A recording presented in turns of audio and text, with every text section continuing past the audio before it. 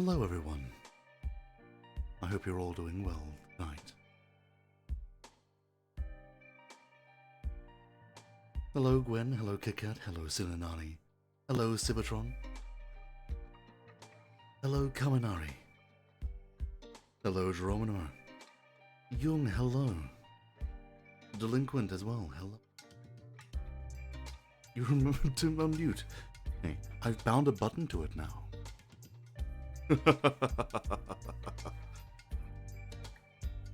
Welcome everyone to Fireside Thursdays.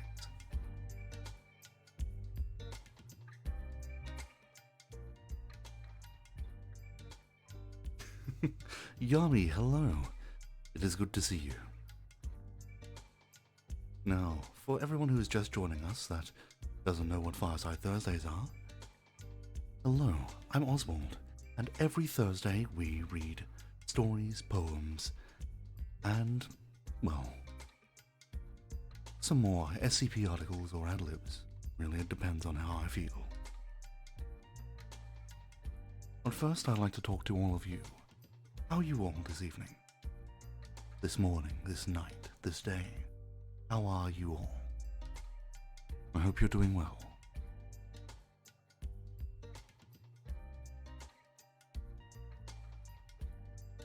I realize it can be very late for some of you right now, so hopefully my stories will help lull you off to sleep.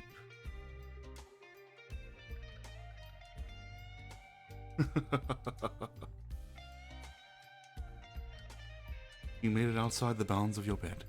KitKat, I am proud of you.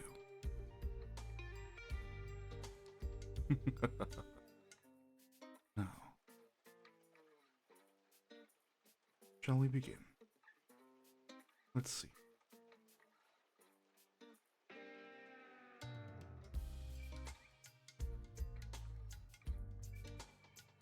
Let's see, how long is this story? Not that long, actually. Alright.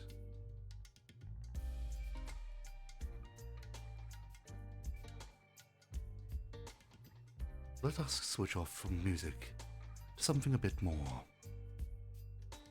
What's the word? No, what's the word I'm looking for?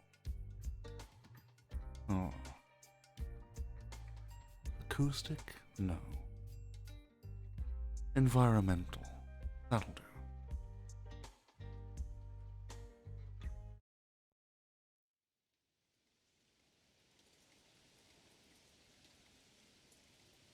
Oh no, you cut up your hands while setting up a new PC case. That can't be good for you now, can it? Oh, hello, Lucy. It's good to see you again.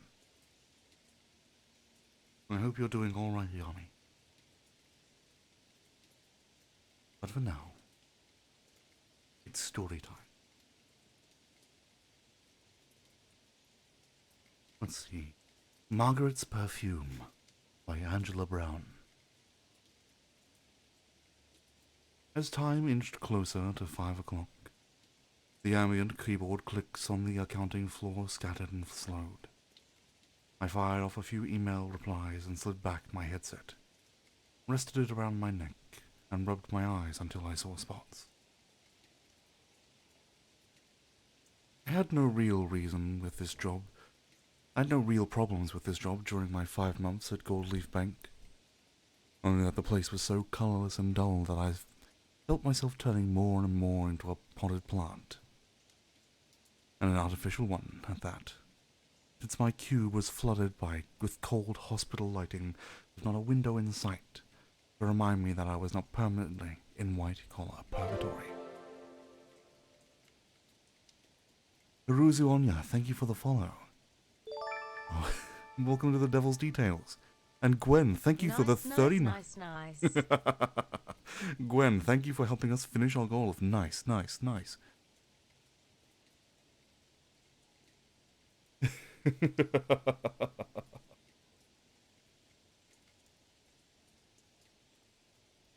You'll get something special later on.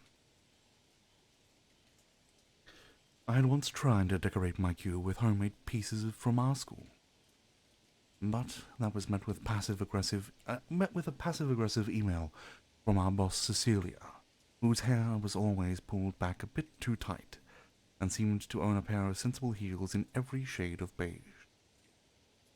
We just think it does not quite jive with the bank's long-renowned conservative image, but we can certainly utilize your creativity somehow, I think.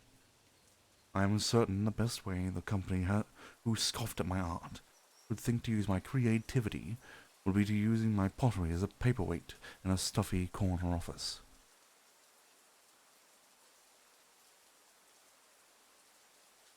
The only one who I could really share those feelings with was Nora. I was happy you could stop by, Hizuronia.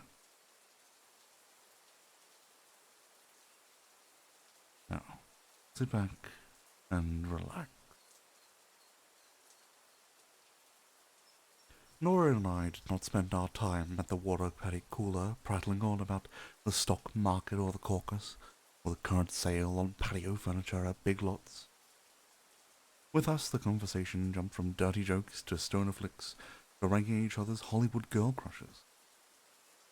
She began working as an assistant in the accounting office just a year or so before me, so I looked up to her professionally and personally.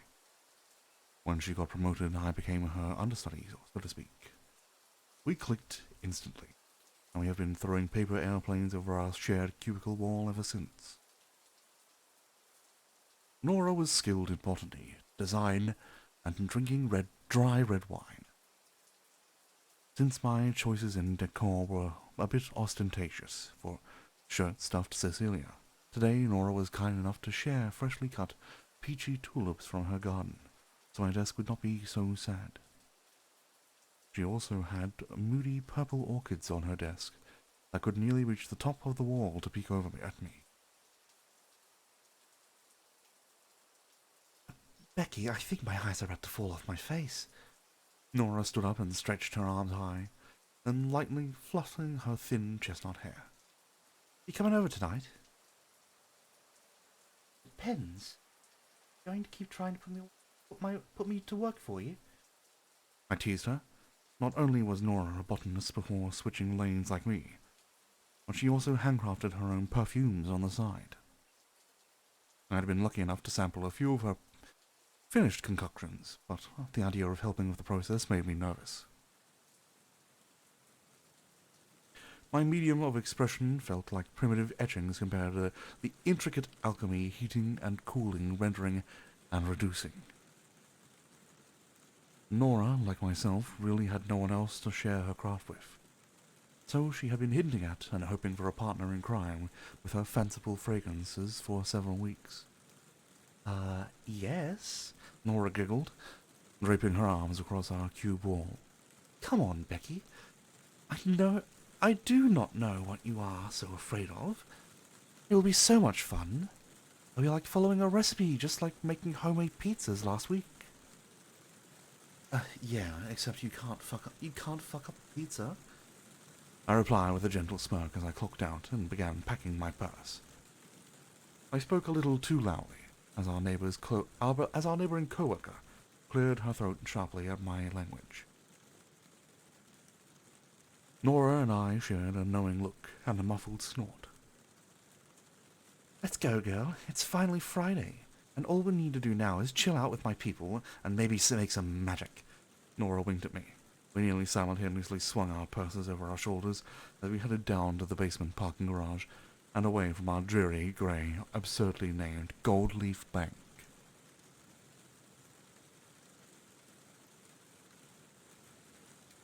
Do you want a red or white wine? Nora called out behind an open cabinet, still in a turquoise pencil skirt and a sheer white ruffled blouse.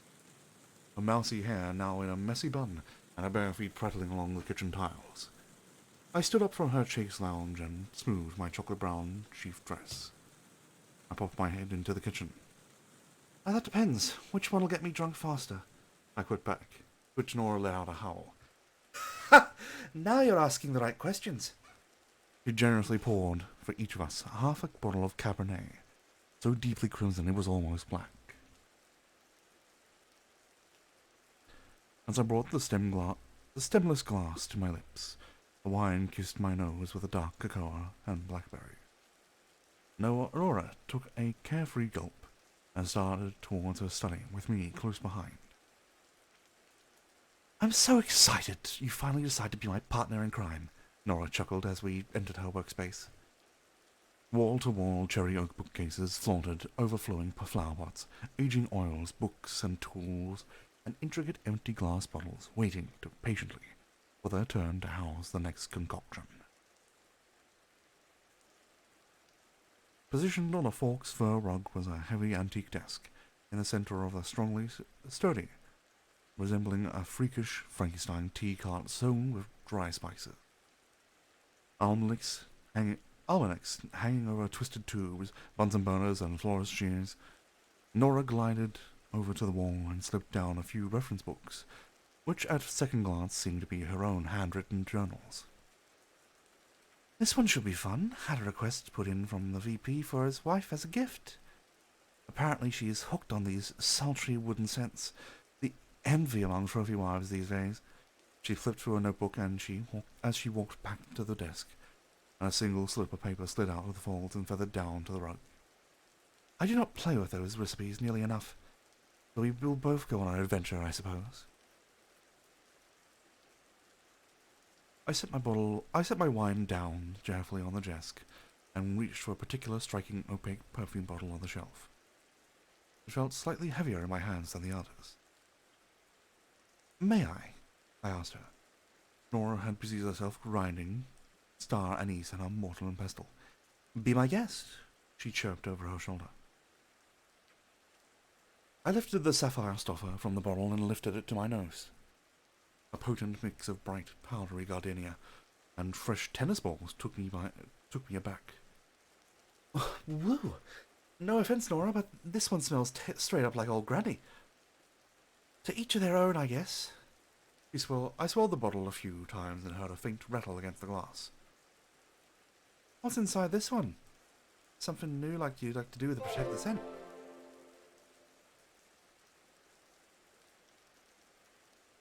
Fujisaki Eden, thank you for the follow and welcome to the Devil's Details.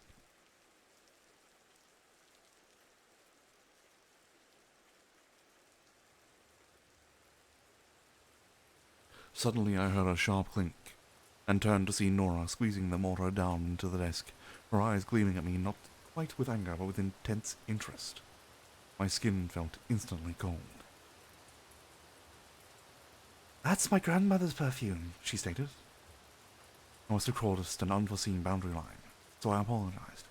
Oh God, Nora, I had no idea. This has to be so special to you," I said as I began to gingerly close the bottle. No, don't be. I was actually looking forward to sharing this with you."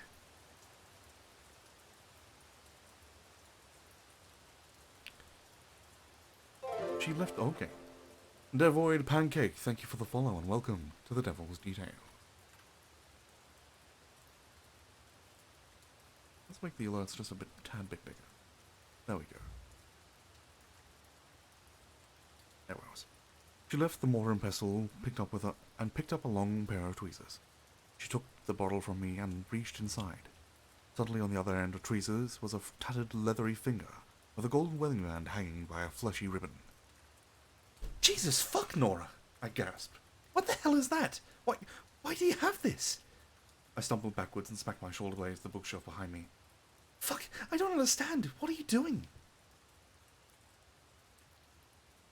"I wish you were not so upset. There is nothing wrong." She looked at me with an oddly kind, furrowed brow. "This is simply another memory I wanted to show you. Except this one I made from scratch." She let go of the tweezers and the finger plopped back inside the bottle, stirring the scent swiftly back into the air. A scent that now sickened me in an all-new way. "She was already dead when I took this. I did not want to hurt anyone if that's what you were on about." "What do you mean? Who is she?" I could not take my growing eyes off the perfume bottle in her hands. She set it down, and I still did not look away. "Grandma Margaret. My mother's mother.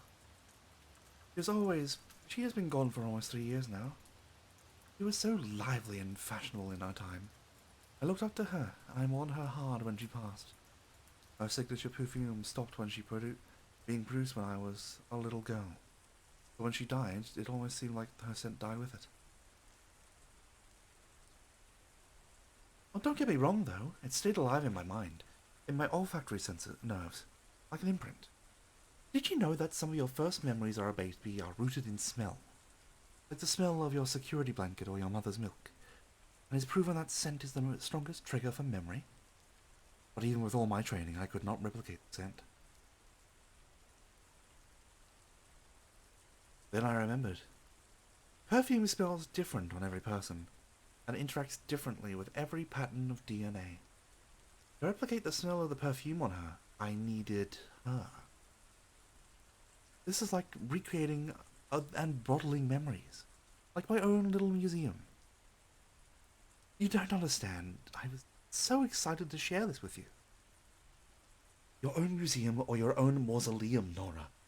Do you even see how crazy this is? I shrieked. Then I instantly regretted the question. I saw her face darken in a way I had never seen before, as she advanced on me purposefully.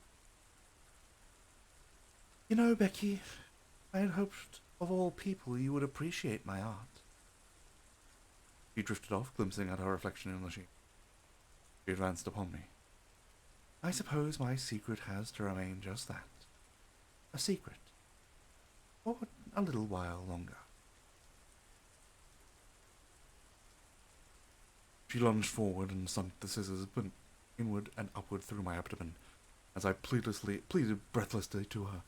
The thick blades ate through my skin, only slightly catching on the threads of my dress as they soaked with blood. She snatched the shears back through my flesh, and I clutched at my stomach through the warm, sticky mess. I crumbled for something, anything to steady myself as my brain caught up to my pain. I clutched for the chair. I only grasped at air as my knees buckled, and I crumbled into a heap of meat and bone on the rug. My mouth went dry, and my fingers numbed as she knelt beside me, picked up a fallen slip of paper. As she studied the note, a sideways smile stitched its way across my face.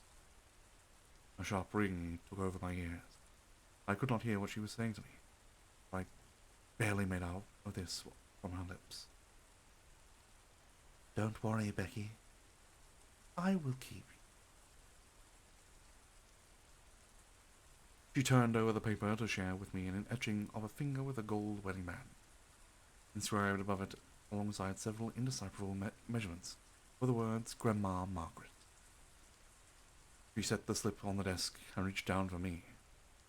I thought there was just a warning or a test. Nora would save me for her plan. Then she stretched out my index finger and rested it between the jaws of her.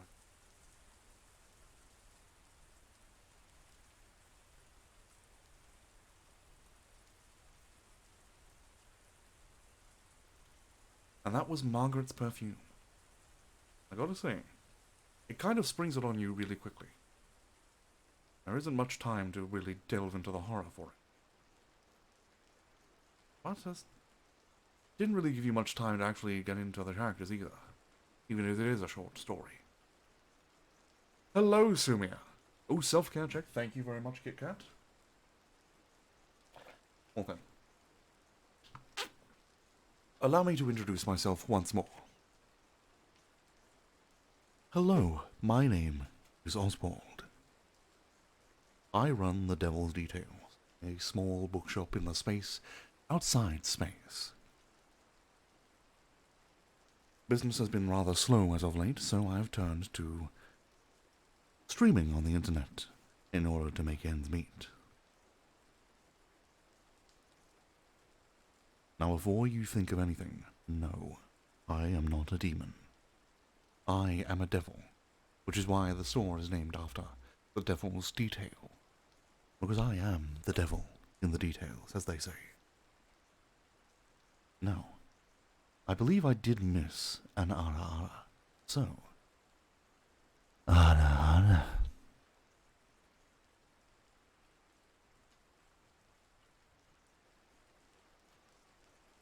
And happy birthday, Sumia.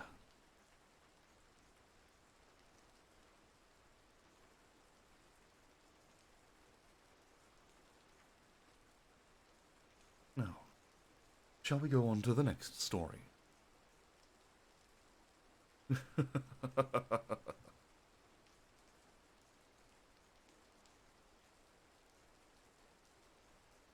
Oh, and I should have the emotes by Monday next week.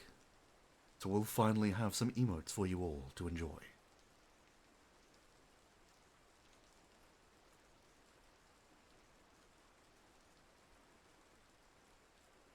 Now, on to the next story. The Assembly Line by Elise Volkman. The boss never mentioned that the fingerprint scanners weren't tied to the backup generator. I suppose that made sense. A security flaw that big wasn't something to advertise. I wouldn't have even noticed either, except that I forgot my keys in the office when I left for the day. 6 hours of overtime. If I didn't get these projects under control, they'd nitpick my time management skills at the next performance review. Management never wanted to hear that they were overworking their employees. The convenient excuse was to blame the employee and chalk it up to a bad hire. I ran back down the dark hallway and pressed my thumb against the scanner. Nothing happened. There wasn't even a red light to indicate the door was still locked. I scowled at the office door at the sleek black nameplate backing the stark white block letters of my name. Geraldine Kroll. I slammed my fist against the cold steel surface. The door popped open. Surprised but relieved, I rushed in, tossing aside several stacks of sticky notes that were created a neon rainbow on my desk, and scooped up my keys. There were more sticky notes plastered over every square inch of my windowless office, color-coded in a code only I knew how to read. My co-workers said I was disorganized and borderline insane, but it was organized chaos. They just couldn't see it. I ducked back out into the hall, shivering even in my fur-lined parka. The generators weren't strong enough to back up the heating either. The whole building was as cold as the blizzard outside, and I was the only one left. The phone lines were down and there was no way home. I know that without braving the outdoors to find my car completely submerged in snow. But, well, I didn't want to work through another second, so I sank deep into denial, and told myself I'd find a way through the storm. I was halfway down the hall before I realized that all the fingerprint scanners were off, not just mine. There were no locks on the doors that a physical key could open, which meant that the locking mechanism was completely tied to the fingerprint scanner. When these scanners lost power, the locks disengaged. I tried the 3 other doors before I was convinced. They all swung open without the slightest resistance. I peered through the door labeled Astor Brad's floor manager. The plaque on the wall behind his desk drilled the company motto into my head. We build success from the ground up. Our success always starts with you. My eyes drifted down to the line of filing cabinets at the back of the room. All those confidential files, there for the taking. They were locked, of course, but what office employee didn't keep the keys to the cabinet in the first unlocked drawer on their desk?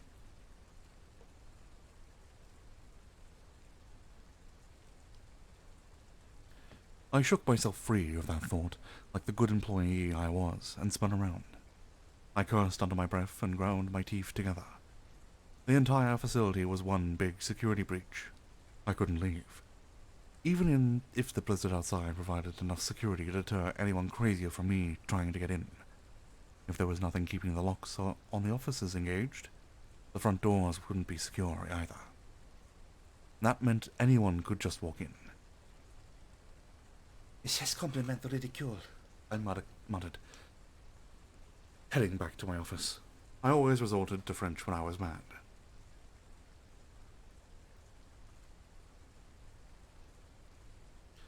I didn't remember learning it, but it had always been there somehow.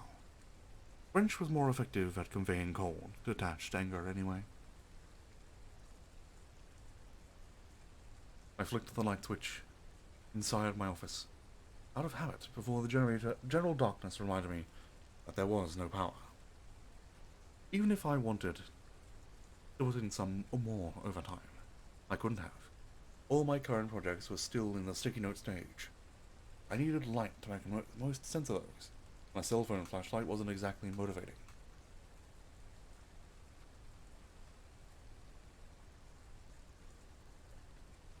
It was so cold that my breath formed visibly in front of my face. My teeth chattered together. There was a gas stove in the staff kitchen, and I sprang right back out of my office chair as I remembered it. I could at least make some tea to keep me warm. I had to stay, but that didn't mean I had to freeze to death. The staff kitchen was at the next floor down. I'd have to take the stairs. I always took the stairs anyway. The elevator got too crowded. I ran down the halls and swung myself down the steps, by way of the glossy red railing. My loafers sent echoes shuddering along the concrete stairwell. On the next floor, the faint emergency lights along the hall flickered slightly as I clutched my phone in my hand, ready to use the sticky LED flashlight if it had come to it.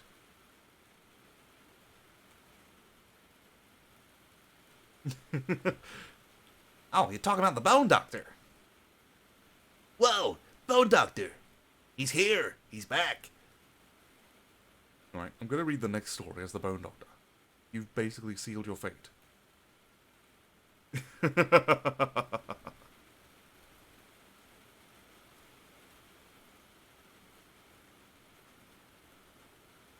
Oh, hydrate, posture check. Thank you very much, Kit Kat.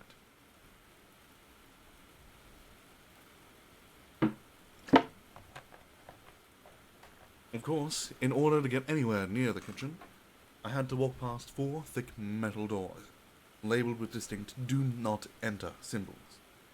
Only the CEO and managing partners were allowed in those rooms. If anyone else tried, not only would the fingerprint scanners deny entry, they'd set off a wail of alarms and security would storm the floor. The fingerprint scanners were dead too. Those rooms had been an itch I couldn't scratch for as long as I had worked for the company. We did anything they asked without question, yet no one but the CEO and his inner circle ever got the full picture of what we were building. We weren't allowed to talk to other departments about the projects we sent to them. We just did our part and moved on.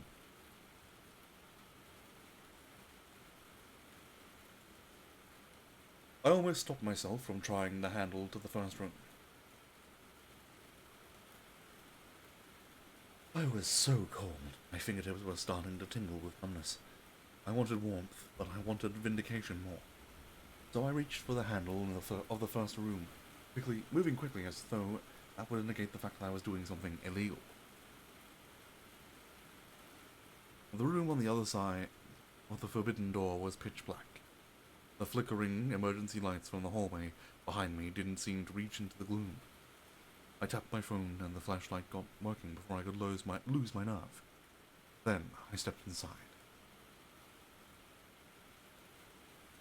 The door swung shut behind me, blocking out even the distant wheeze of the blizzard that when I pushed down the door handle with shaking fingers, it didn't resist.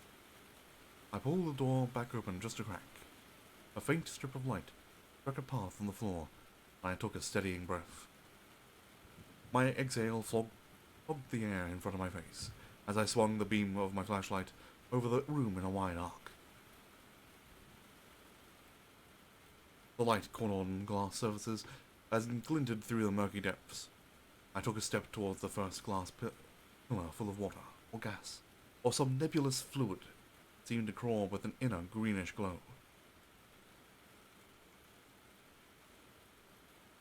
I couldn't seem to wrap my brain around what was contained inside until I reached the glass and placed my palm against it. There, on the other side, was a perfectly preserved brain. The pink masses were gelled together like a clump of raw ground beef. My eyes traced the maze-like lines of the organ. I don't know how long I was mesmerized by it. I pulled my hand away and stepped back. When I took my flashlight over the rows upon rows of identical glass pillars, I expected to find more brains. Instead, the beam flickered over various pieces of human anatomy. Organs, handless arms, and footless legs, armless hands and legless feet, lips, ears, hearts. If I had been even a little less crazy, I might have vomited. Asta would have. He was squeamish over the smallest of comfort. Instead, my brain seemed to go numb. I felt like I was one of those pieces, suspended in fluid and floating in the middle of the room. My lungs started to burn. I exhaled with a gasp, and sucked in more air before rushing to the door. I spilled out into the hallway and braced my hands on my knees as though I'd run a marathon. The images of those glass pillars were seared into my mind like someone had hacked my brain and pasted the pictures all over my eyeballs. Eyeballs. There had been a single human eye floating in liquid, with the optic nerve trailing behind it, like a tadpole with a little tail. I told myself I would go to the kitchen, make my tea, and tell no one. I would dump those images in the recycling bin of my mind and then clear it so they were gone forever. Instead, my feet took me to door number 2. I pushed it open and started to believe the whispers that I was just a little bit insane. Anyone would have left these doors closed tight. But that first glimpse behind door number 1 had showed me the piece of a pattern in my mind, and if I didn't check the theme myself, I would never be satisfied. I wouldn't get another chance like this. I was expecting glass pillars again, not coffins. The glass cases behind door number 2 lay on long rectangular pedestals near front rows. I only had to peer into the first coffin to confirm my suspicions. The body parts from the first room had been perfected and molded together here to form full bodies. They lay behind the glass, eyes open and staring, unseeing through the gentle swirling liquid. My nose stung with cold, but also with a distinct smell of antiseptic that always lingered in the facility. Formaldehyde, a common enough ingredient in any lab. And I hadn't thought of the possibility that it was being used for anything like this. Welcome back, Shironi. We're reading horror, so I will now seduce you with horror. How naive I had been. They had hired me not for my naivety. In the interview, one of their final questions was whether or not I could do my part, without asking too many questions. I had sat in a metal chair in the middle of a dimly lit room, while the CEO and manager, Asta, hovered over me. I hadn't had cause to ask questions back then. It wasn't that wasn't the kind of employee they wanted. And here I was, sneaking information with insatiable curiosity. When had I started to question them? My steps were more controlled when I headed back out into the hall this time. I breathed measured, but even breaths, as like I did when I worked. My brain flew through calculations. Everything fit together like a puzzle. A puzzle I had always known we were building, only I didn't understand which part was mine. Now, I could see the picture on the door, and the puzzle had come in. It was the end goal. I didn't really need to look into doors 3 and 4 to be sure, but evidence wasn't based on guesswork. I walked into each room to confirm everything, and then carried down the hall towards the kitchen. The soft blue lino floors gave way to the kitchen tiles. My feet took me straight to the gas stove against the far-lined wall with windows.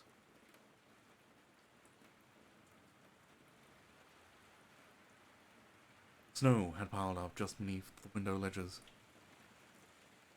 I couldn't see anything beyond the blizzard. I took the kettle off the burner, filled it with fresh water, and turned the knob on the stove. The clicking of the burner lighting danced in the time with the metronome of my thought. Flame burst to life. I stared out the window without realizing, really seeing, just like the bodies, behind a door number 2.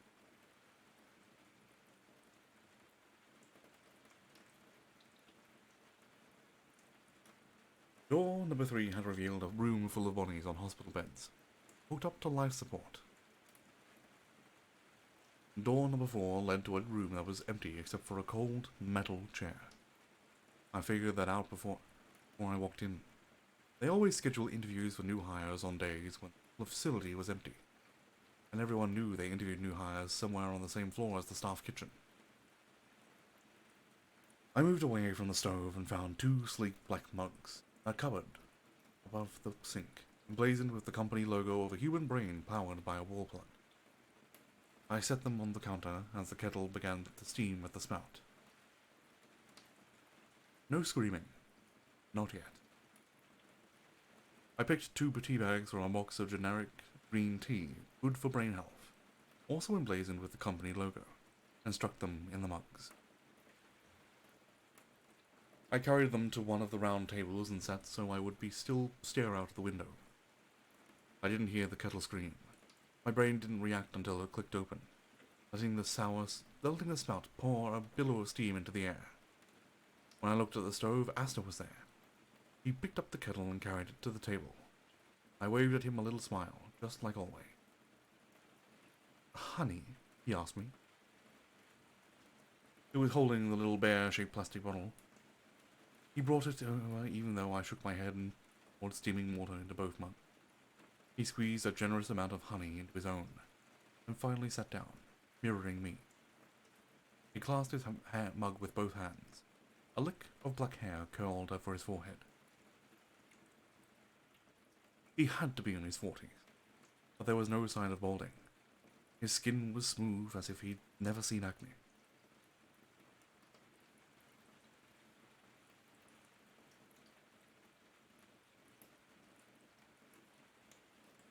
I sighed and looked down into the steam, letting it fog my vision.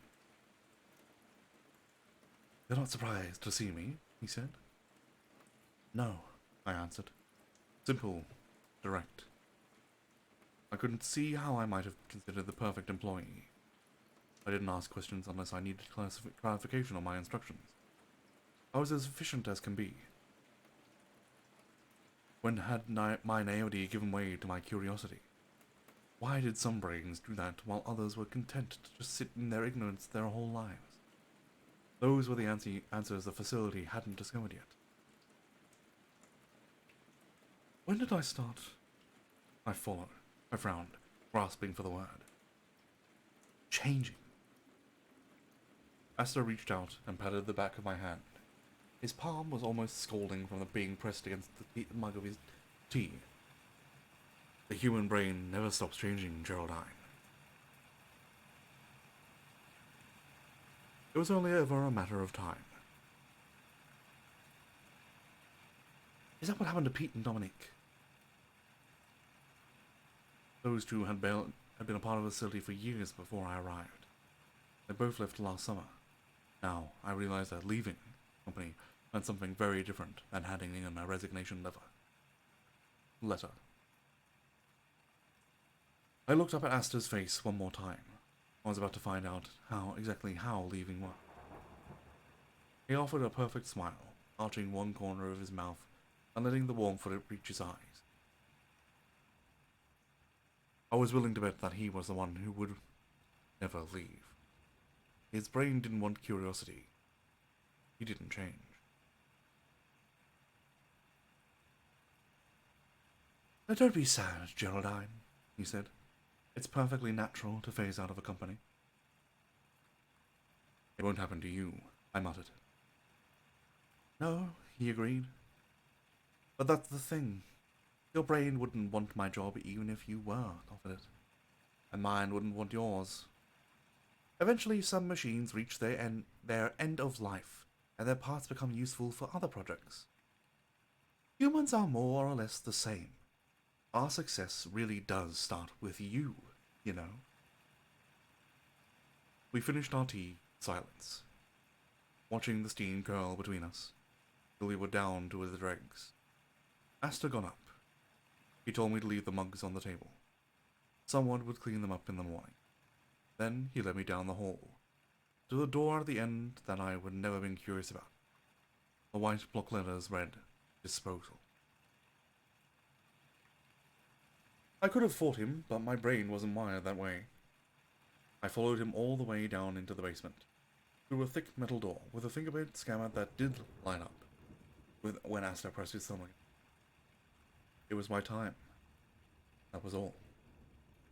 When the company built us from the ground up, it made sure that we were all able to come to terms with our own expiry dates. They had erased the human fear of death from us all. I didn't even shudder when Asta sat me down in another metal chair and pushed my head forward. Sweeping my curly brown hair away, the back of my neck was exposed.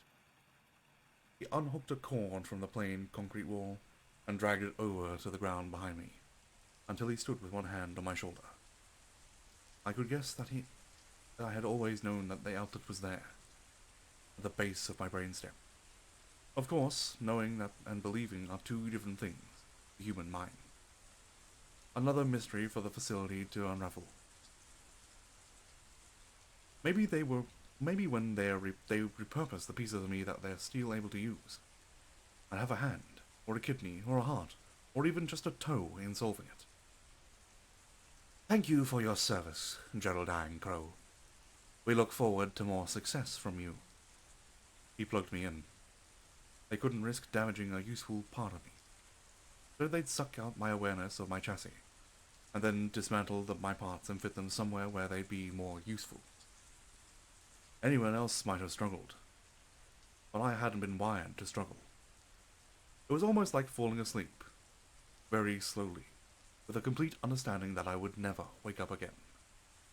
I breathed one last sigh, and gave myself back to the facility that had stitched me together.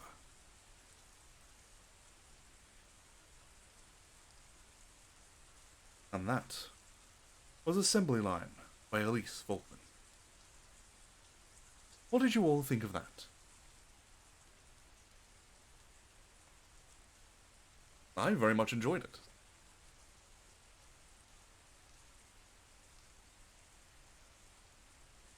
It's not much that you go in to read I do enjoy psychological horror, and that is very nice.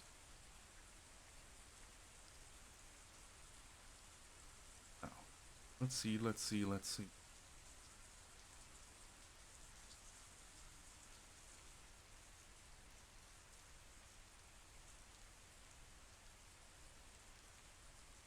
the next story. Let's see. Ah, here we are. This one was a recommendation by our dear Kit Kat. The Dandelion Girl by Robert F. Young.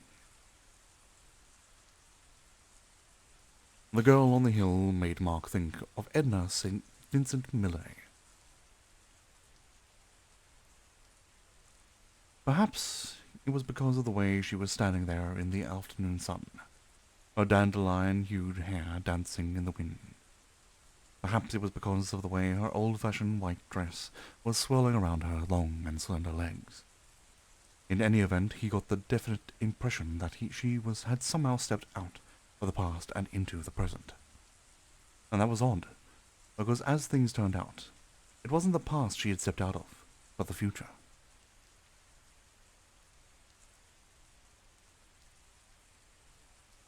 He paused some distance behind her, breathing hard from the climb.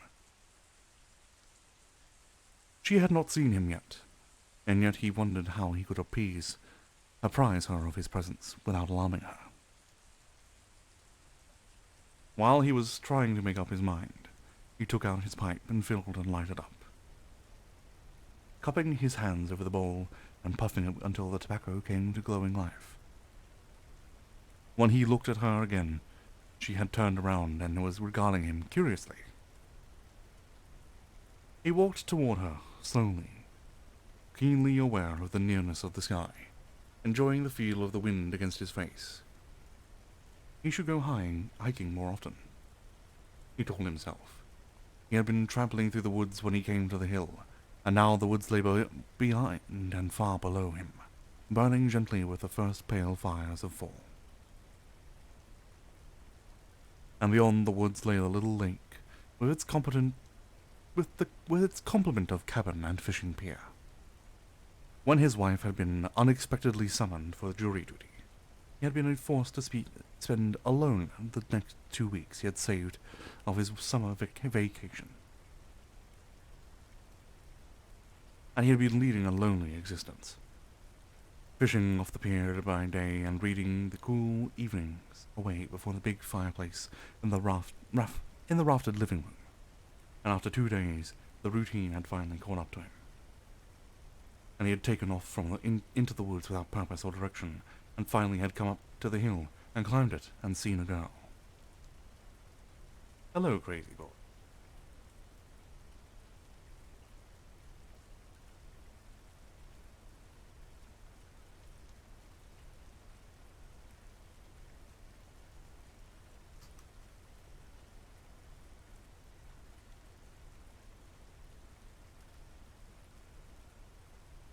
Her eyes were blue, he saw when he came up to her, as blue as the sky that framed her slender silhouette. Her face was oval and young, and sweet and soft. It evoked a sense of déjà vu, so poignant that he had to resist an impulse to reach out and touch her wind-kissed cheek. Even though his hand did not leave his side, he felt his fingertips tingle. Why, I'm 44, he thought wonderingly, and she's hardly more than 20. What in heaven's name has come over me? Are you enjoying the view? He asked aloud. Oh yes, she said, and turned and swept her arm in an enthusiastic semicircle. Isn't it simply marvelous? He followed her gaze. Yes, he said, it is. Below them the woods began again, and spread out over the lowlands in warm September colours, embracing a small hamlet several miles away. Finally bowing out of sight, the first few outposts of the suburban frontier. In the far distance, haze softened the serrated silhouette of Coe's City, lending it the aspect of a sprawling medieval castle, making it less of a reality than a dream. Are you from the city too? He asked. I am in a way, she said. She smiled at him. I'm from Cove City of 240 years from now.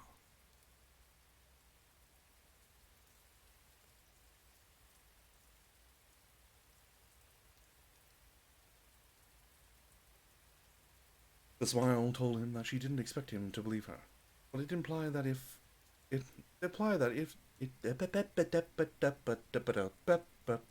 I'm having a stroke. But it implied that it would be nice if he would pretend. He smiled back. That would be AD 2201, wouldn't it?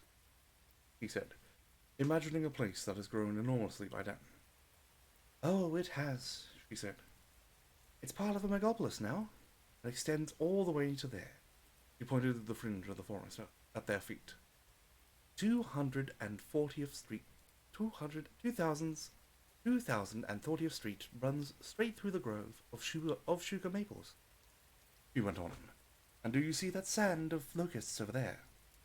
Yes, he said. I see them.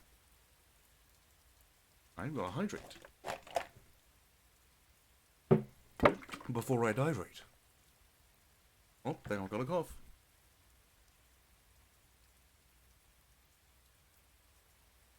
There we go. Okay.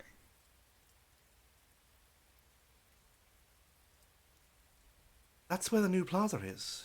Its supermarket is so big that it takes half a day to go through it. And when you can buy almost anything in it, from aspirins to aerocars, and the next to the supermarket, where the grove of beaches stands, is a big dress shop just bursting with the latest creations and the leading courtiers. I bought this dress I'm wearing there this very morning. Isn't it simply beautiful? If it was because she made it so. However, he looked at it politely. It had been cut from a material that he was unfamiliar with. Material seemingly compounded of cotton candy, sea foam, and snow. There was no limit anymore to the synthesis that could be created by the miracle fiber manufacturer, nor apparently to the tall tales that could be created by the young girls. I suppose you travelled here by time machine, he said. Yes, my father invented one. He looked at her closely. He had never seen such a guileless countenance. And do you come here often? Oh yes, this is my favorite space-time coordinate. I stand here for hours sometimes, and look, and look, and look. Ironmouse. Wait.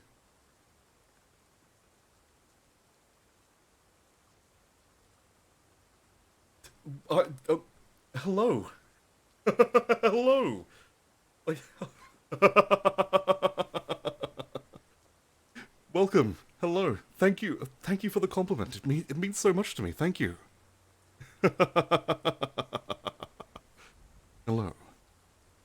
Hello again. Oh, now I'm just getting flustered. Thank you for dropping by. It's good to meet you. Well, allow me to introduce myself then. Hello, my name is Oswald. I run a small bookshop here in a space outside of space called The Devil's Details.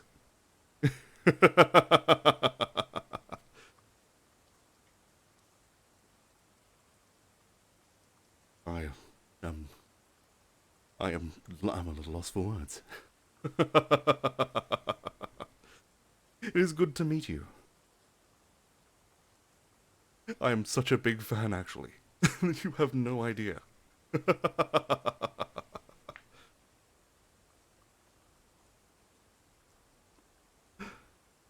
Yes. I always miss your streams, but I always take the chance to try and, like, catch your VODs whenever I can. But recently, with me streaming more often, I've just been having less and less time to catch up.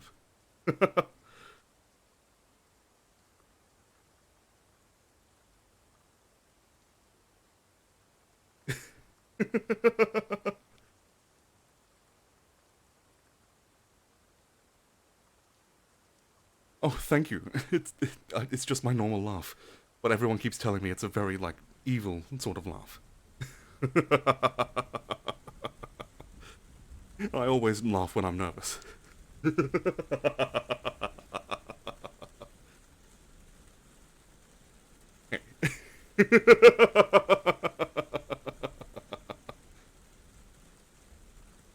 Oh.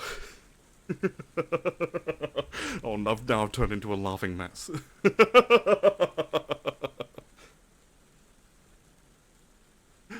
Thank you for checking out my stream, and please let me help you relax. See if we can't cure your insomnia. Oh right, did I miss out on Arara? Well, I've got to do 2 of them now, so you're in for a treat. Ana. A bit deep. Let's see. Ana. There we go. Thank you, Sunnycat, for the follow, and welcome to the Devil's Details.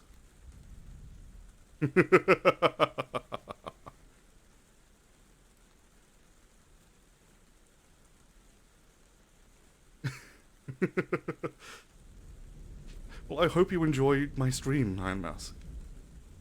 And thank you for following.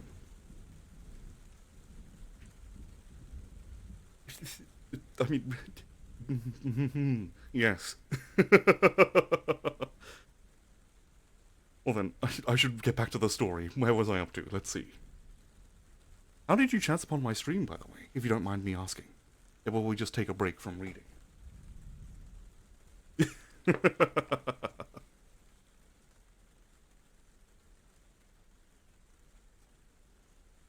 I was in your recommended. Oh, fantastic. Well, I hope you find me very entertaining.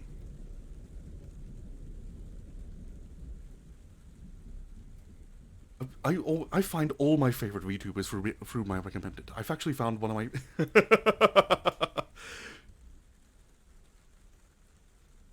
You're actually one of the people that inspired me to actually start VTubing. Like, you looked like you were having so much fun. Like, oh my goodness. Yes.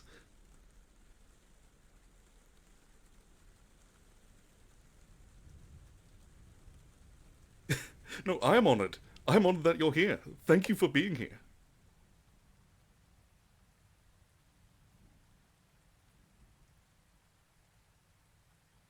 I mean, really. We're honored to have you here. No, thank you.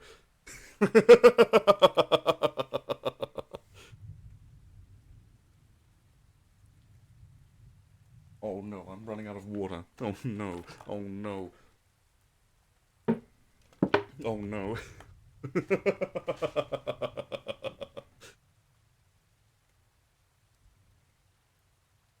You can start the story again. Okay, I've got to get back on track. I'm getting distracted. Sorry, I'll get back to reading the story for you now. Okay, let's see. Where was I up to? Ah, here we are. I stand here for hours sometimes and look and look and look. Day before yesterday I saw a rabbit, and yesterday I saw a deer, and today you. But how can there be a yesterday? Mask asked. If you always return to the same point in time. Oh, I see what you mean, she said. And the reason is because the machine is affected by the passage of time, the same as anything else. And you have to set it back every 24 hours if you want to maintain the exact same coordinate. I never do it because I much prefer a different day each time I come back. Doesn't your father ever come with you? Oz ignoring his milfs. Hey.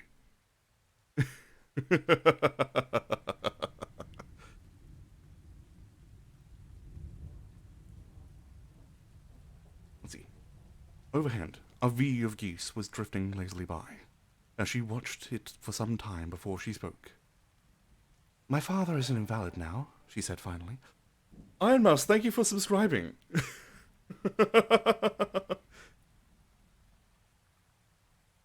I don't have it. I still have some things to sort out, but allow me to just give you a taste of what the new sound will be once I get my alerts in. And thus the contract was signed. Thank you for signing a contract.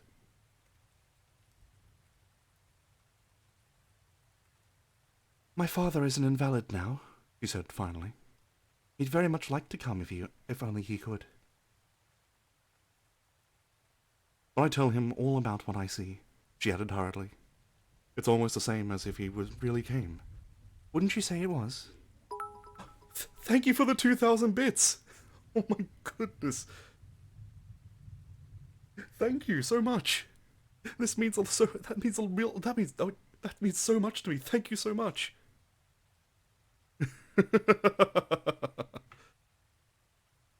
Oh, and please, you can, if you want to follow me on Twitter, so you can get updates whenever I go live. My Twitter is twitter.com/contractordevil. I post tweets, I make memes, I do everything. Thank you for supporting me. This is just... wow. Thank you very much. I hope to see you more in the future. Please, come by every Thursday. I do these story reading streams every Thursday. So if you're looking to if you're looking to have something to lull you to sleep, please be my guest.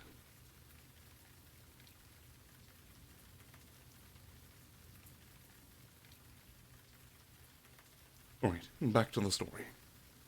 There was an eagerness about the way she was looking at him that touched his heart.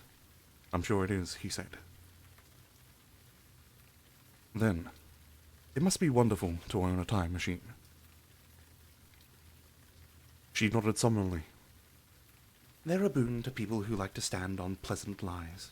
In the 23rd century, there aren't very many pleasant lies left. Oh, that's a mistype then. Pleasant lies left. He smiled. There aren't many left of them left in the 20th.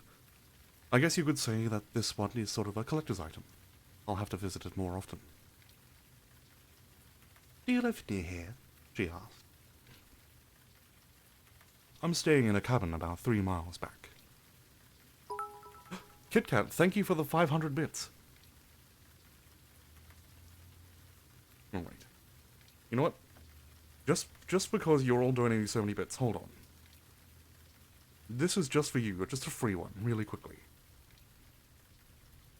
Ara ara. That was a bit too breathy, wasn't it? Ara ara. There we go. That'll do.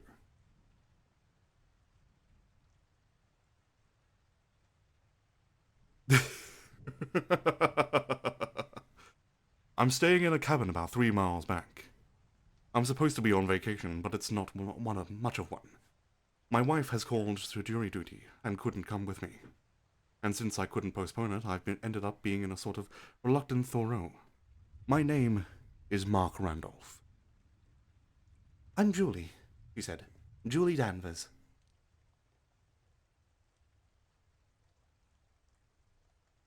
The name suited her. The same way the white dress suited her. The way the blue sky suited her, and the hill and the September wind. Probably she lived in the little hamlet in the woods, but did not really matter. If she wanted to pretend she was from the future, it was all right with him. All that really mattered was the way he had felt when he had first seen her, and the tenderness that came over him every time he gazed upon her gentle face. What kind of work do you do, Julie? He asked. Or are you still in school? I'm studying to be a secretary, she said. He took a half step and made a pretty pirouette and clasped her hands before her. Oh, hype train! Gwen, thank you for the 1,000 bits. Well, thank you for the hype train. It's been quite a while since the last one. Yes. So, everyone who is just joining us, we're currently reading Dandelion Girl by Robert F. Young. You gotta remind yourself, Gwen. Alright. Where was I up to? Ah, here we are. I shall just love to be a secretary, she went on. It must be simply marvellous working in a big important office and taking down what important people say.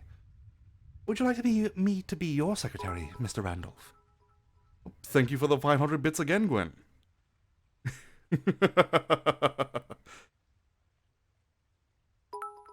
Oh no, KitKat with another 500. Oh my goodness. Ironmouse, thank you for the host. It means a lot to me. Thank you very much.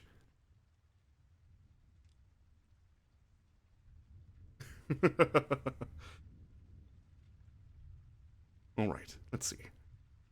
Now where was I up to? Ah, here we are. Would you like me to be your secretary, Mr. Randolph?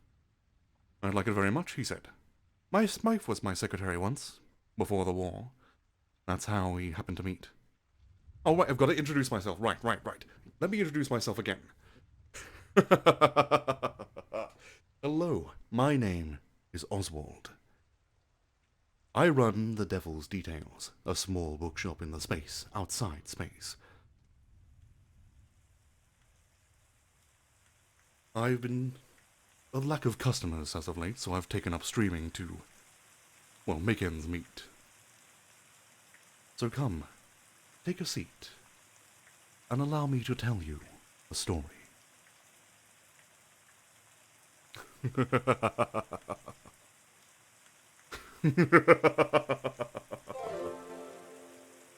Man of Research, thank you for the follow and welcome to the Devil's Details.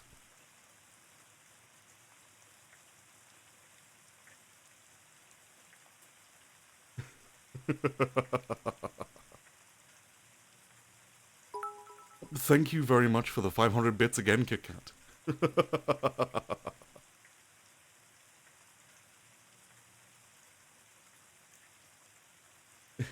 It's the laugh. That goddamn laugh. It gets you every time.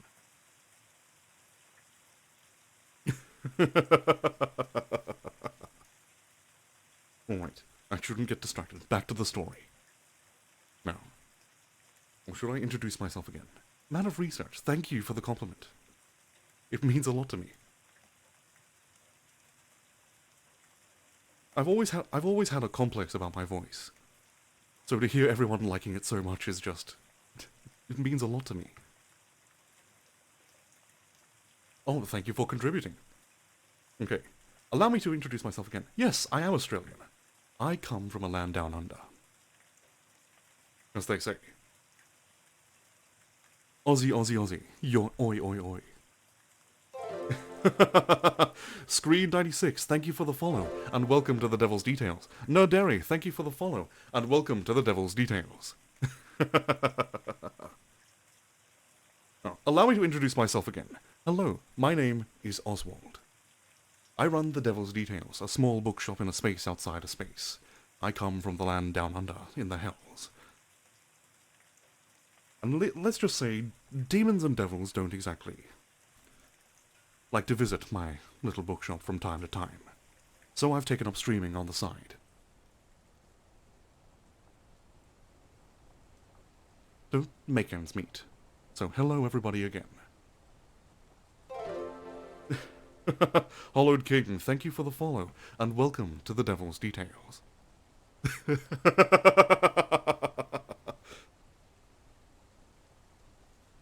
Oh no, no, no, you're more than welcome to stay.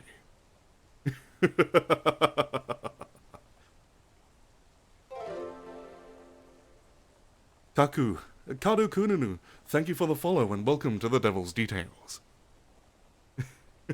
is this like where the boss checks in on their employees? Low key. Oh, speaking of employees, if you look below, you will see the 3 imps that I currently have in under my employ, which, from left to right, are Sophie, Sebastian, and Nugget.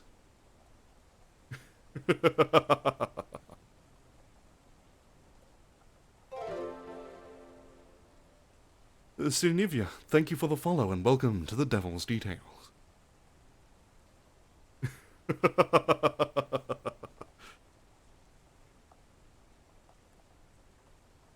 And I must say, it's nice to meet you all. And Neko, congratulations, you got yourself a gift sub. Nugget is our... Hold on, let me see if Nugget's around, actually. Oh, there he is. There's Nugget. Oops. There he is. My good boy. He's doing an amazing job. Mefixie, thank you for the follow. Greg, thank you for the follow. And welcome both of you to the Devil's Details. Nugget likes to come on stream from time to time. And if you look at my redeems, for 400 soul coins, you can redeem Kiss a Imp, which currently I do. I do also have Sebastian here somewhere. Sebastian, are you here? There he is. Sophie's a bit camera shy, so she's currently residing within her chambers.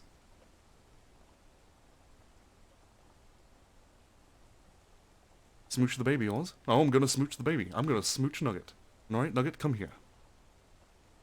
Mwah. There you go. Alright. He loves it.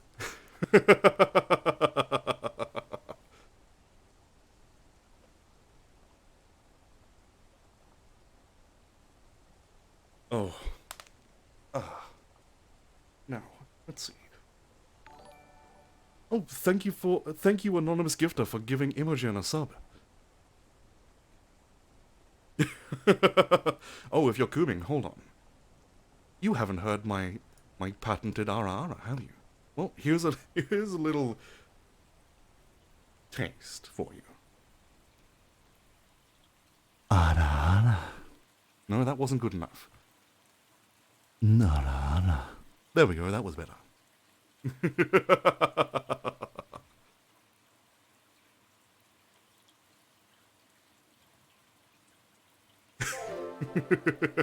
The Puppet, thank you for the follow and welcome to the Devil's Details.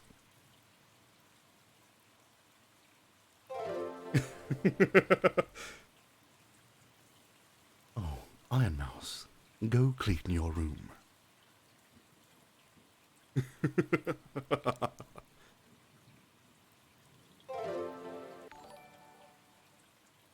Pandorian Plays, thank you for the follow. And Anonymous, thank you for gifting Nerdaria a sub. and thus more contracts were signed. Oh, come now, Ironmouse. You must clean your room, can't you? You have to clean your room. You don't want to have another punishment, don't you?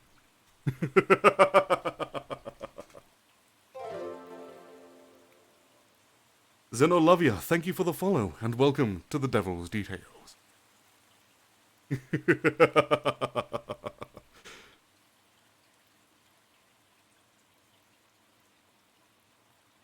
Oh my goodness. Right, allow me to introduce myself again to everyone who's just following me. Trish the Nugget, thank you for the follow, and welcome to the Devil's Details. Hello, my name is Oswald. I run the Devil's Details, a small, well, not so small bookshop, and a space outside space. I come from the land down under. I can restart the story. Okay, I'll have to restart the story because everyone's coming back here. All the way back up to page 1. Yes, I am Oswald. I run the Devil's Details. It exists in a space outside space. And let's just say not many people come around. So I've, well, opened myself up to streaming to make ends meet. Clutch Coin, thank you for the follow, and welcome to the Devil's Details. What's the legality around someone signing a contract for someone else? Gifted subs. Well, here's the thing. Oh, Honeycub, thank you for the raid. Hello, everybody. Oh my goodness, oh no, they're all coming in. Kimochi Cafe, Kungul Jigs, The Real Zal, Wilhelm, Woodheim, thank you for the follows and welcome to the Devil's Details. I have to introduce myself again. Hello, my name is Oswald. Onirium, Yana Blossom, thank you for the follow and welcome to the Devil's Details. Tyrella, Veritas Mod, thank you for the follow and welcome to the Devil's Details. Welcome everybody. Hello. I must say, this is the least expected thing I expected tonight. Allow me to introduce myself again. Growl there, thank you for the follow. Philippine Otter, thank you for the follow. Honey Bears, thank you for the follow, and welcome to the Devil's Details. I want to finish the story, but I have to say thank you to everyone who follows. Oh my god, Ruby, thank you for the 100 bits. One day I'll finish this story, but apparently today is not that day.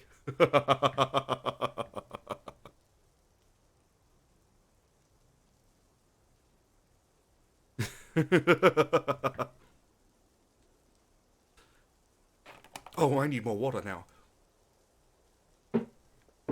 Oh my goodness, I'm out of water. Oh my goodness.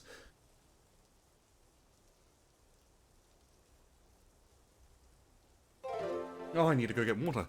Kimochi, thank you for subscribing with your Prime sub. And Virisivi, thank you for the follow and welcome to the Devil's Details. Bunny Senpai, welcome to the Devil's Details, and thank you for the follow. I need to drink more water. I'm going to get more water. I'll be back in a moment. Alright, until then, you can find me on my Twitter where you can get updates on when I'll be live.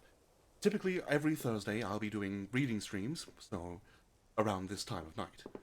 So, if you're looking to have something to relax yourself with, and lull yourself to sleep if you're feeling a bit insomniac, please feel free to join me. But for now, I'll be back. I'm going to get more water.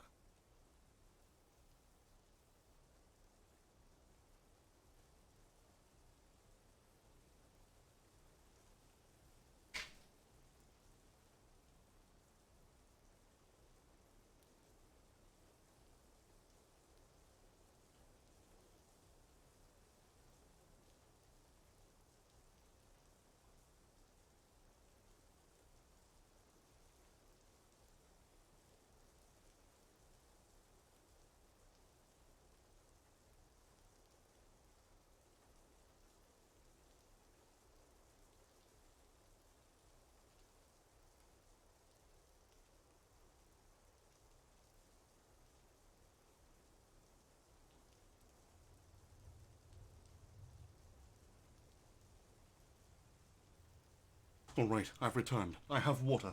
It's here. I've already drunk half of it.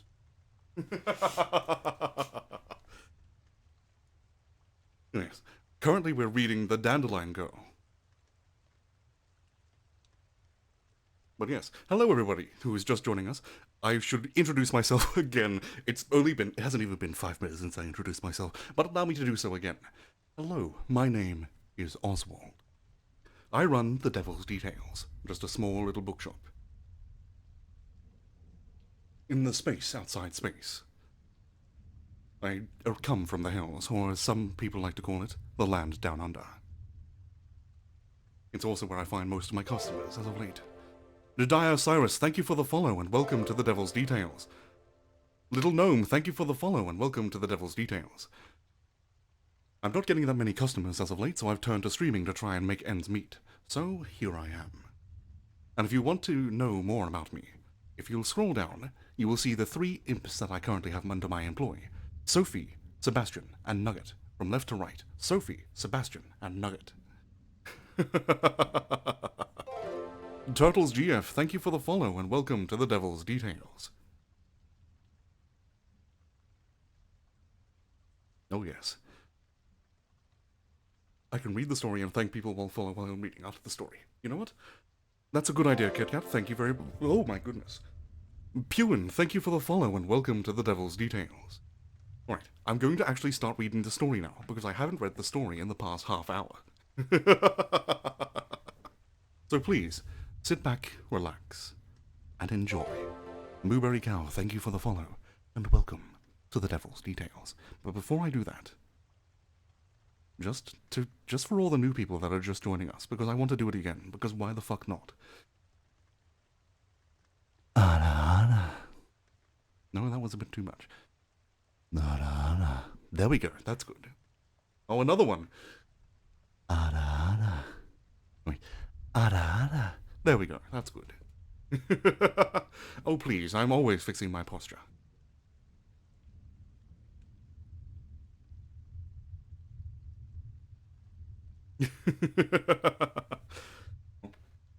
Better take a drink. Now, you can find me on my Twitter at twitter.com/contractordevil.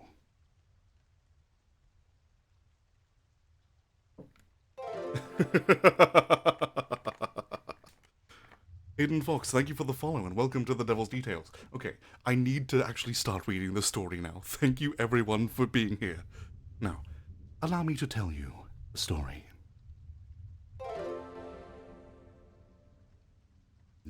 Ethysus, thank you for the follow and welcome to The Devil's Details. Now, The Dandelion Girl by Robert F. Young.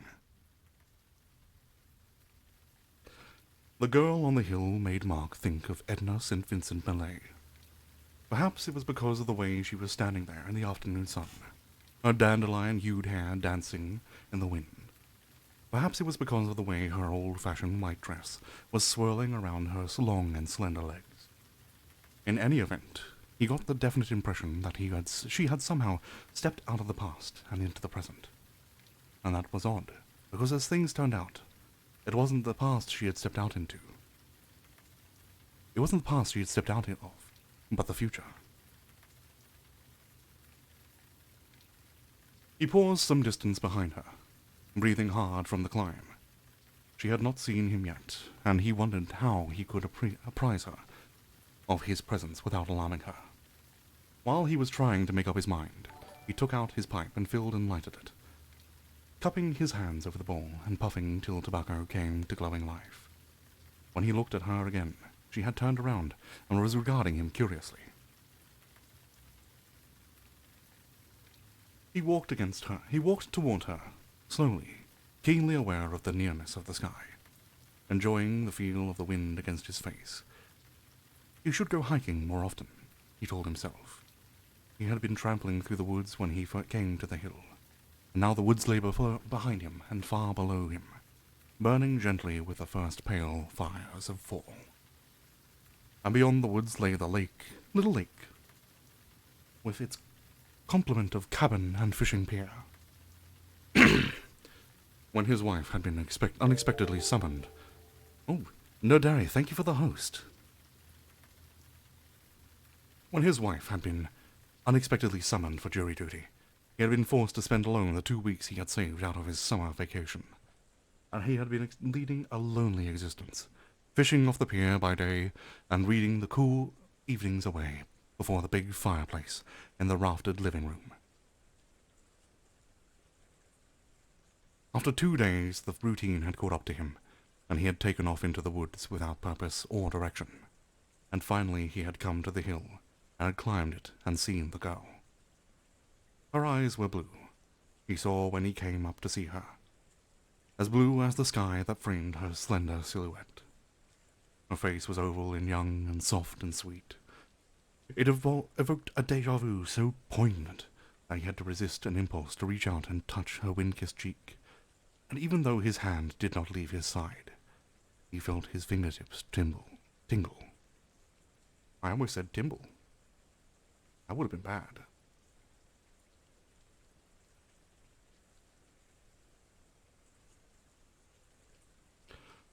Why, I'm 44, he thought, wondering, and she's hardly more than 20.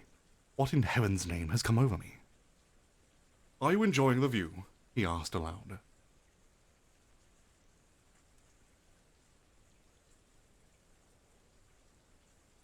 Oh, yes, she said, and turned and swept her arm in an enthusiastic semicircle. Isn't it simply marvelous? He followed her gaze. Yes, he said, it is. Below them the woods began again, then spread out over the lowlands in warm September colors, embracing a small hamlet several miles away, finally bowing out before the first outposts of the suburban frontier. In the far distance haze softened the serrated silhouette of Cove City, lending it to the aspect of a crawling medieval castle, making it less a reality than a dream. Are you from the city too? He asked. In a way, I am, she said. She smiled at him. I'm from the Cove City of 240 years from now. The smile told him that she didn't really expect him to believe her, but it implied that it would be nice if he would pretend. He smiled back. That would be AD 2201, wouldn't it? He said. I imagine the place has grown enormously by then.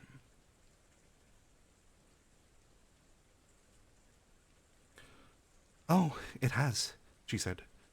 It's part of the megapolis now, and extends all the way to there. She pointed to the fringe of the forest at their feet. 2040th Street runs straight through that grove of sugar maples, she went on. And do you see that stand of locusts over there? Yes, he said. I see them. That's where the new plaza is. Its supermarket is so big that it takes half a day to go through it. And you can buy almost anything in it from aspirins to aerocars. And next to the supermarket is where that grove of beeches stands, is a big dress shop just bursting with the latest creations of the leading courtiers. I bought this dress I'm wearing there this very morning. Isn't it simply beautiful? If it was because she had made it so. However, he looked at it politely.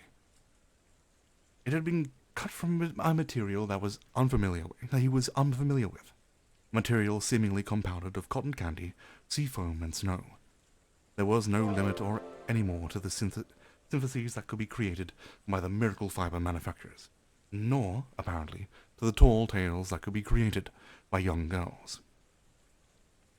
I suppose you travelled by time machine, he said. Okay. Now, we have 3, but Sophie is currently a bit, camera shy. Nugget? Nugget it is! Nugget, you have been chosen. Mwah. There we go. Now, if you want to know which imps are which, if you scroll down, you'll see them. They currently handle my donations at the moment, as, well, yes. Usually Sebastian would run it, but we're currently short-staffed. So, from left to right, we have Sophie, Sebastian, and Nugget. Nugget is great. Nugget is the chef of the Devil's Details, and he makes a mean strawberry shortcake.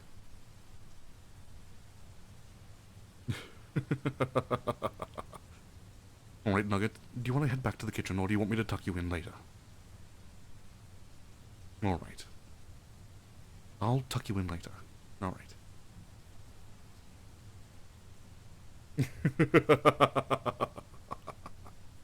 Alright, now let's see. I suppose you travelled here by time machine, he said. Yes, my father invented one. He looked at her closely. He had never seen such a guileless countenance. And do you come here often? Oh yes, this is my favorite space-time coordinate. I stand here for hours sometimes and look and look and look. The day before yesterday I saw a rabbit. And yesterday I saw a deer. And today, you. But how can there be a yesterday? Mark asked. If you always return to the same point in time. Oh, I see what you mean, she said. The reason is because the machine is affected by the passage of time, the same as anything else.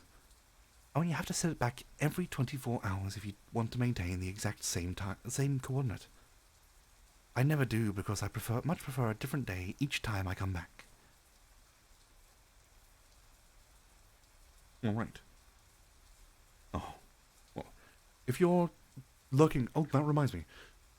Just a thing for everyone who's currently lurking. If you do !lurk, it gives you a special lurk message. If you would like to test it out.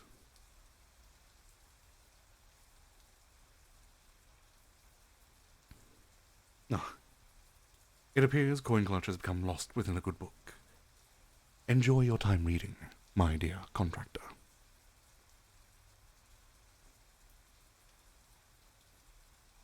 Does your father ever come with you? Overhead, a V of geese was drifting lazily by, and she watched it for some time before she spoke. My father is an invalid now, she said finally. He'd very much like to come, if he only could. But I tell him all about what I see, she added hurriedly. It's almost like the same as if he really came. Wouldn't you say it was? Ah. It appears Pittacus has become lost within a good book. Enjoy your time reading, my dear contractor. And it appears He-Ho King has also become lost within a good book. Enjoy your time reading, my dear contractor.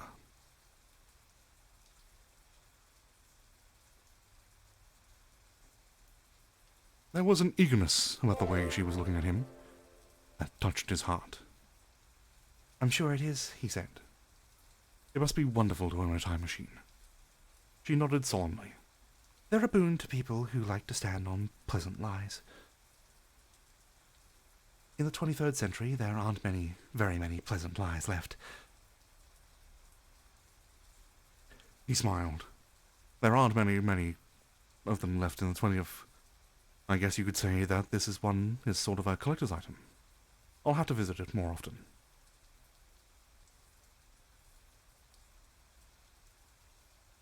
Do you live near here? Do you live near here? She asked. I'm staying in a cabin about 3 miles back.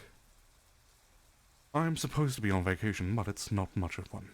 My wife was called to jury duty and couldn't come with me. And since I couldn't postpone it, ended up being a sort of reluctant Thoreau. My name is Mark Randolph. I'm Julie, she said. Julie Danvers. The name suited her, the same way the white dress suited her, the way the blue sky suited her, and the hill and the September wind. Probably she lived in the little hamlet in the woods. But it did not really matter. If she wanted to pretend she was from the future, it was all right with him. All that really mattered was the way he had felt when he first seen her, and that tenderness that came over him every time he gazed upon her gentle face. What kind of work do you do, Julie? He asked. Or are you still in school? I'm studying to be a secretary, she said. She took a half step and made a pretty pirouette and clasped her hands before her. I shall just love to be a secretary, she went on. It must be simply marvellous working in a big important office and taking down what important people say. Would you like me to be your secretary, Mr. Randolph? I'd like it very much, he said. My wife was my secretary once, before the war. That's how it happened. That's how we happened to meet. Now, why did I say that? He wondered. Was she a good secretary? She was the best. I was sorry to lose her, but then when I lost her in one sense, I gained her in another. So I guess you could hardly call that losing her. No, I guess you couldn't. Well, I must be getting back now. Well, I must be getting back now, Mr. Randolph. My dad will be wanting to hear all about the things I saw, and I've got to fix his supper. Will you be here tomorrow? Probably. I've been coming here every day. Goodbye now, Mr. Randolph. All right. All right. Good night, Gwen. Have pleasant dreams. Goodbye, Juliet. Oh, goodbye, Julie. He watched her run down the hill and disappear into the grove of sugar maples 240 years hence. 2040th Street would be. He smiled. What a charming child, he thought. It must be thrilling to have such an irrepressible sense of wonder. Such an enthusiasm for life. He could appreciate the two qualities of the more fully because he had been denied them. At 20, he had been a solemn young man, working his way through the law school. At 24, he had his own practice. And small though it had been occupied him completely. Well, not quite completely. When he had married Annie, there had been a brief interim during which he, making a living, had lost some sense of its immediacy. And then, when the war had come along, there had been another interim, a much longer one this time.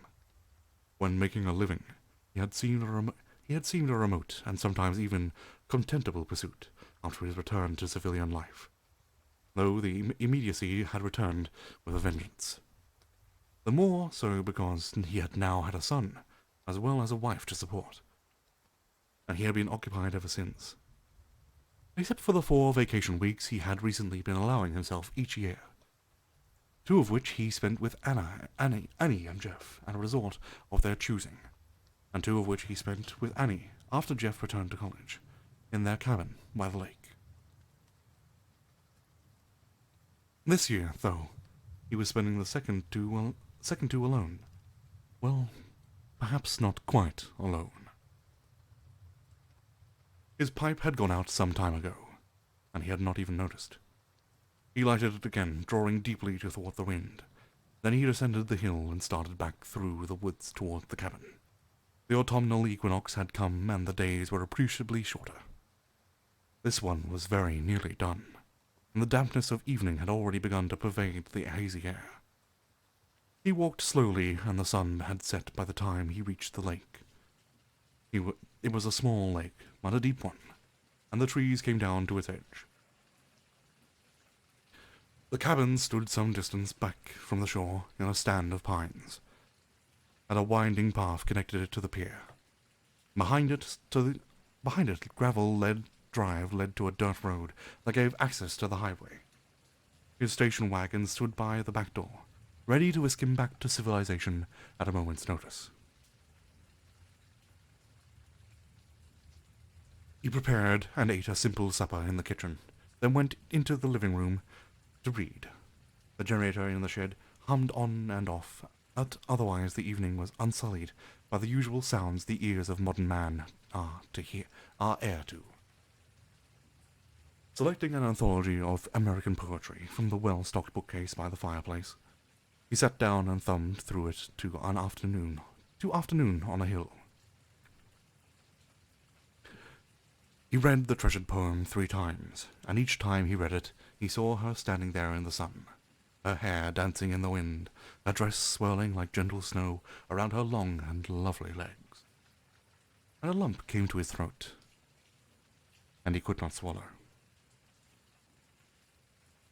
He returned the book to the shelf, and went out and stood on the rustic porch, and filled and lighted his pipe. He forced himself to think of Annie, and presently her face came into focus.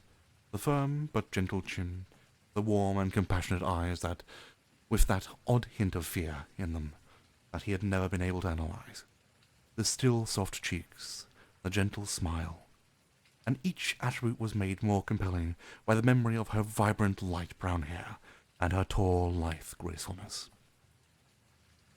As was always the case when he thought of her, he found himself marveling at her agelessness, marveling at how she could have continued down through the years, as lovely as she had been that long-ago morning when she had looked up, startled, and seen her standing timidly before his desk. It was inconceivable that a mere 20 years later he'd be looking forward eagerly to a tryst with an over-imaginative girl who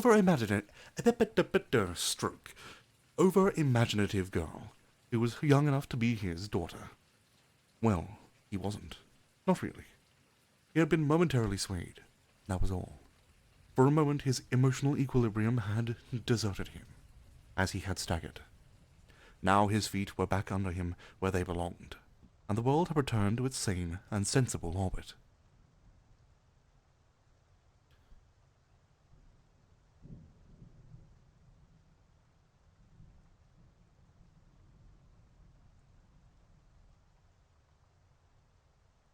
He tapped out his pipe and went back inside. In his bedroom he undressed and slipped between the sheets and turned out the light. Sleep should have come readily, but it did not. And when it finally did come, it came in fragments interspent with tantalizing dreams. "Day before yesterday I saw a rabbit," she had said, "and yesterday a deer. Yesterday a deer. And today, you."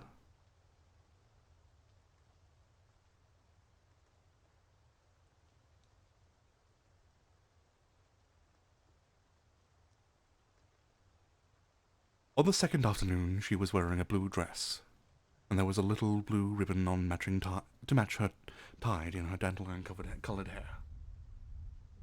After breasting the hill he stood for some time, not moving, waiting until the tightness in his throat went away, and then he walked over and stood beside her in the wind. The soft curve of her throat and chin was brought to tightness back, and when she turned and said, "Hello, I didn't think you'd come," it was a long while before he was able to answer. "But I did," he finally said, "and so did you."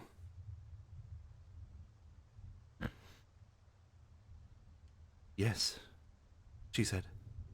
"I'm glad."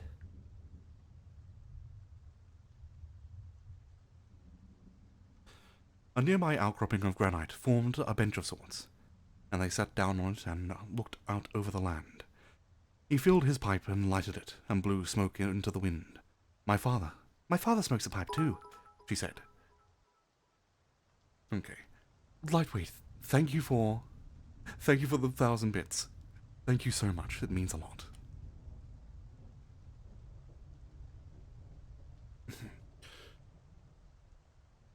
Where was I up to? There I was. "And when he lights it, he cups his hand the same way you do. Even when there isn't any wind, you and he are alike in a lot of ways." "Tell me about your father," he said. "Tell me about yourself, too." And she did, saying that she was 21 and her father was a retired government physicist. That they have lived in a small apartment on 2040th Street, and that she had been keeping house for him ever since her mother had died 4 years ago. Afterward he told her about himself, and Annie and Jeff, about how he intended to take Jeff into partnership with him someday, about Annie's phobia about cameras, and how she had refused to have her picture taken on their wedding day, and had gone on refusing ever since. About the grand time the three of them had on the camping trip they'd gone on last summer. When he had finished, she said, what a wonderful family life you have. 1961 must be a marvelous year in which to live." With a time machine at your disposal, you can move here anytime you like. It's not quite that easy. Even aside from the fact that I wouldn't dream of deserting my father, there's a time police to take into consideration. You see, time travel is limited to the members of government-sponsored historical expeditions and is out of bounds to the general public. You seem to have managed all right. Now, that's because my father invented his own time machine, and the time police don't know about that. You're still breaking the law. She nodded. But only in their eyes, only in the light of their concept of time. My father has his own concept. It was so pleasant hearing her talk that it did not matter really what she talked about, and he wanted her to ramble on no matter how far-fetched the subject. Tell me about it, he said. Well, first, I'll tell you about the official concept. Those who endorse it say that no one from the future should participate physically in anything that occurred in the past, because his very presence would constitute a paradox, and future events would have to be altered in order for the paradox to be assimilated. Consequently, the Department of Time Travel makes sure that only authorized personnel have access to its time machines, and maintains a police force to apprehend the would-be generation jumpers, who yearn for a simpler way of life, who keep disguising themselves as historians, so they can return permanently to a different era. But according to my father's concept, the Book of Time has already been written. From a macroscopic viewpoint, my father says, everything that is going to happen has already happened. Therefore, if a person from the future participates in a past event, he becomes part of the event, for the simple reason that he was a part of the event in the first place. And a paradox cannot possibly arise. Mark took on a deep drag of his pipe. He needed it. Your father sounds like quite a remarkable person, he said. Oh, he is. Enthusiasm deepened the pinkness of her cheeks, brightened the blueness of her eyes. You wouldn't believe all the books he's read, Mr. Randolph. Why, our apartment is bursting with them. Hegel and Kant and Hume, Einstein and Newton and Weizsäcker.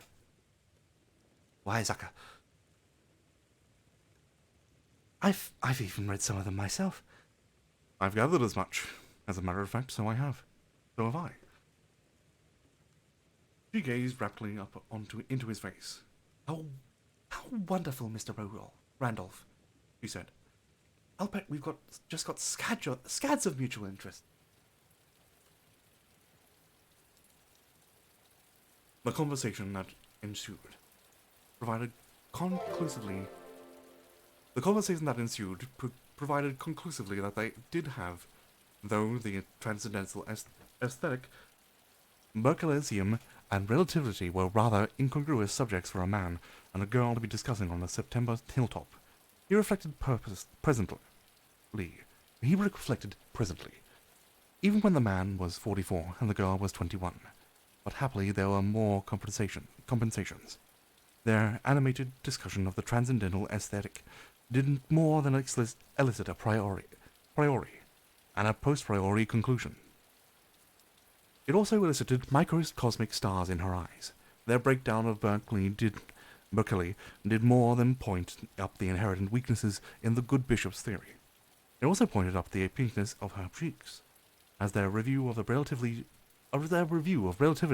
did more than demonstrate that E invariably equals mc squared. It also demonstrated that far from being an impediment, knowledge is an asset to feminine charm. The mood of the moment lingered, far longer than it had any right to, and was still with him that he went to bed. This time he didn't even try to think of Annie. He knew it would do no good. Instead he lay there in the darkness, and played host to whatever random thoughts came along. And all of them concerned a September hilltop, and a girl with dandelion-colored hair. Self-care, take the time to take a sip.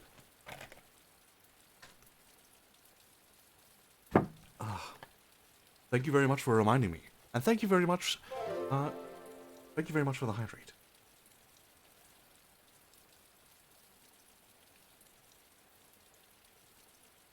Day before yesterday, I saw a rabbit. And yesterday, a deer. And today, you. Next morning, he drove over to the hamlet and checked at the post office to see if it had any mail. There was none, but he was not surprised. Jeff disliked writing letters as much as he did. And Annie, at the moment, was probably incommunicado. As for his practice, he had forbidden a secretary to bother him with any but the most urgent of matters. He debated on whether to ask the wizened postmaster if there was a family named Danvers living in the area. He decided not to. To have done so would have been to undermine the elaborate make-believe structure which Julie had built, and even though he did not believe in the structure's validity, he could not find it in his heart to send it toppling. That afternoon, she was wearing a yellow dress, the same shade as her hair, and again his throat tightened when he saw her, and again he could not speak. But when the first moment passed and the words came, it was all right, and their thoughts flowed together like two effervescent brooks and coursed gaily through the arroyo of the afternoon. This time, when they parted, it was she who asked, "Will you be here tomorrow?" Though only because she stole the question from his lips, and the words sang in his ears all the way back through the woods to the cabin and lulled him to sleep after an evening spent with his pipe on the porch. Next afternoon, when he climbed the hill, it was empty. At first his disappointment numbed him. Then he thought, she's late, that's all. She'll probably show up any minute, and he sat down on the granite bench to wait. But she did not come. The minutes passed, the hours, shadows crept out of the woods and climbed partway up the hill. The air grew colder. He gave up, finally, and headed miserably back to the cabin. The next afternoon, she did not show up either, nor the next. He could neither eat nor sleep. Fishing palled on him. He could no longer read, and all the while he hated himself. Hated himself for behaving like a lovesick schoolboy, for reacting just like any other fool in his 40s to a pretty face and a pair of pretty legs. Up until a few days ago, he had never even so much as looked at another woman, and yet in the space of less than a week, he had not even looked at one, but had fallen in love with her. Hope was dead in him. And when he climbed the hill on the fourth day, but then suddenly, alive again when he saw her standing in the sun. She was wearing a black dress this time, and he should have guessed the reason for her absence. But he didn't. Not till he came up to her and saw the tears start from her eyes, and the telltale trembling of her lip. "Julie, what's the matter?" She clung to him, her shoulders shaking, pressed her face against his coat. "My father died," she said, and somehow he knew that these were her first tears, that she had sat tearless through the wake and the funeral and had not broken down till now. He put his arms around her gently. He had never kissed her, and he did not kiss her now, not really. His lips brushed her forehead and briefly touched her hair. That was all. "I'm sorry," he said. "I know how much he meant to you." "He knew he was dying all along," she said. "He must have known it ever since the strontium-90 experiment he conducted at the laboratory. But he never told anyone. He never even told me. I don't want to live. Without him, there's nothing left to live for. Nothing, nothing, nothing." He held her tightly. "You'll find something, Julie. Someone. You're young yet. You're still a child, really." Her head jerked back, and she raised suddenly tearless eyes to his. "I'm not a child! Don't you dare call me a child!" Her head jerked back, and she suddenly... oh, no, don't read that part. Startled, he released her and stepped back. He had never seen her angry before. I didn't mean... he began. Her anger was so evanescent as it had been abrupt. I know you didn't mean to hurt my feelings, Mr. Randolph, but I'm not a child. Honest, I'm not. Promise me you'll never call me one again. All right, he said. I promise. And now I must go, he said. I've 1,000 things to do. But will you be back here tomorrow? She looked at him for a long time. A mist, like the aftermath of the summer shower, made her blue eyes glisten. Time machines ran down, she said. Time machines run down, He said. There have been parts that need to be replaced. I don't know how to replace them. Ours? Mine? May be good for one more trip, but I'm not sure. But you'll try to come, won't you? She nodded. Yes, I'll try. And Mr. Randolph? Yes, Julie? In case I don't make it, and for the record, I love you. He was gone then, running lightly down the hill, and a moment later she disappeared into the grove of sugar maples. His hands were trembling, and when he lightened his pipe, and the match burned his fingers. Afterward he could not remember returning to the cabin, or fixing supper, or going to bed. And yet he must have done all those things, because he awoke in his own room, and when he went into the kitchen, there were supper dishes standing out on the drain board. He washed the dishes and made coffee. He spent the morning fishing off the pier, keeping his mind blank. He would face reality later. Right now it was enough for him to know that she loved him, that in a few short hours he would be seeing her again. Surely, even a rundown time machine should have no trouble transporting her from the hamlet to the hill.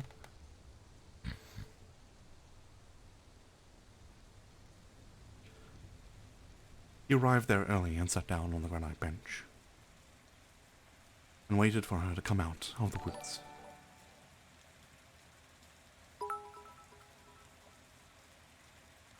And climb the slope. He could feel the hammering of his heart, and he knew that his hands were trembling. Day before yesterday, I saw a rabbit, and yesterday a deer, and today, you. He waited, and he waited, but she did not come. She did not come the next day either. When the shadows began to lengthen and the air grew chill, he descended the hill and entered the grove of sugar maples. Presently, he found a path, and he followed it to the forest proper, and through the forest to the hamlet. He stopped at the small post office and checked to see if he had any mail. After the wizened postmaster told him there was none, he lingered for a moment. Is there a family by the name of Danvers living anywhere around here? He blurted. The postmaster shook his head. Never heard of him. But there has been a funeral in town recently. Not for nigh onto a year. After that, although, he visited the hill every afternoon till his vacation ran out. He knew in his heart that she would not return, and that she was lost to him as utterly as if she had never been. Evenings he haunted the hamlet, hoping desperately that the postmaster had been mistaken. But he saw no sign of Julie, and the description he gave of her, the passer boy, evoked only negative responses. Early in October, he returned to the city. He did his best to act toward Annie as though nothing had changed between them, but she seemed to know the minute she saw him that something had changed. And although she had no questions, she grew quieter and quieter as the weeks went by, and the fear in her eyes that had puzzled him before became more and more pronounced. He began driving into the country Sunday afternoons and visiting the hilltop. The woods were golden now, and the sky was even bluer than it had been months ago. For hours he sat on the granite bench, staring at the spot where she had disappeared. Day before yesterday, I saw a rabbit, and yesterday a deer, and today, you. Then, on a rainy night in the mid-November, he found the suitcase. It was Annie's, and he had found it quite by accident. She had gone into town to play bingo, and he had the house to himself. And after spending 2 hours watching 4 jaded TV programs, he remembered the jigsaw puzzles he had stored away the previous winter. And desperate for something, anything at all, to take his mind off Julie, he went up to the attic to get them. The suitcase fell from a shelf while he was rummaging through the various boxes piled beside it. Sebastian deserves a smooch. Dun dun dun dun dun dun dun dun dun dun dun dun dun.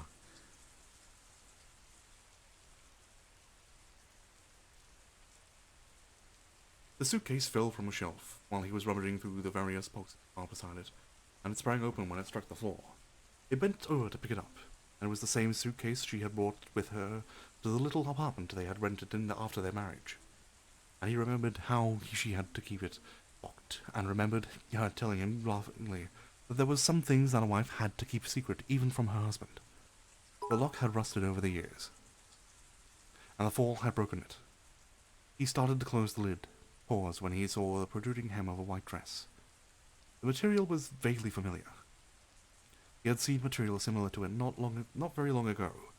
Material that brought to mind cotton candy and sea foam and snow. He raised the lid and picked up the glass dress with trembling fingers. He held it by the shoulders and let it unfold itself, and it hung there in the room like gently falling snow. He looked at it for a long time, his throat tight, then tenderly. He folded it again and replaced it in the suitcase and closed the lid. He returned the suitcase to its niche under the eaves. The day before yesterday I saw a rabbit, and yesterday a deer, and today, you. Rain thrummed on the roof. The tightness of his throat was so acute now that he thought for a moment that he was going to cry. Slowly he descended the attic stairs. He went down the spiral stairway into the living room. The clock on the material mantel said 10:14. In just a few minutes the Binger bus would let her off at the corner, and she would come walking down the street and walk up to the front door. Annie would... Julianne? Was that her full name? Probably. People invariably retain parts of their original names when adopting aliases, and having completely altered her last name, she had probably thought it safe to take liberties with the first. She had done other things too, in addition to changing her name to elude the time police. No wonder she had never wanted her picture taken. And how terrified she must have been on that long ago day when she had stepped timidly into his office to apply for a job. All alone in a strange generation, not knowing for sure whether her father's concept of time was valid. Not knowing for sure whether the man who would love her in his 40s would feel the same toward her in his 20s. She had come back all right, just as she said she would.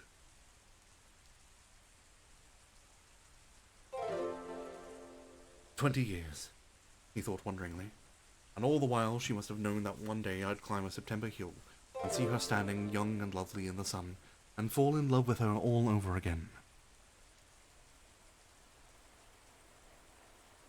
She had to know because the moment was as part of her past as it was part of my future. But why didn't she tell me? Why doesn't she tell me now? Suddenly he understood. He found it hard to breathe, and he went to the hill and donned his raincoat and stepped out into the rain. He walked down the walk in the rain, and the rain pelted his face and ran in drops down his cheek. And some of the drops were raindrops, and some of them were tears. How could anyone as agelessly beautiful as Annie, as Julie was, be afraid of growing old? Didn't she realize that in his eyes, she couldn't grow old? That to him she hadn't aged a day since the moment she had looked up from his desk, and seen her standing there in the tiny office, and simultaneously fallen in love with her. Wouldn't she understand that that was why the girl on the hill had seemed such a stranger to him?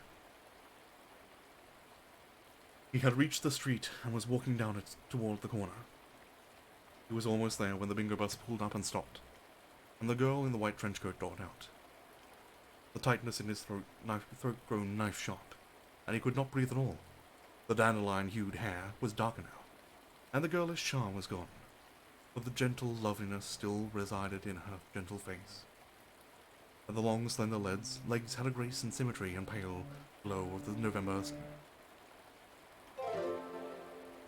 Excuse me, I'm reading a story here.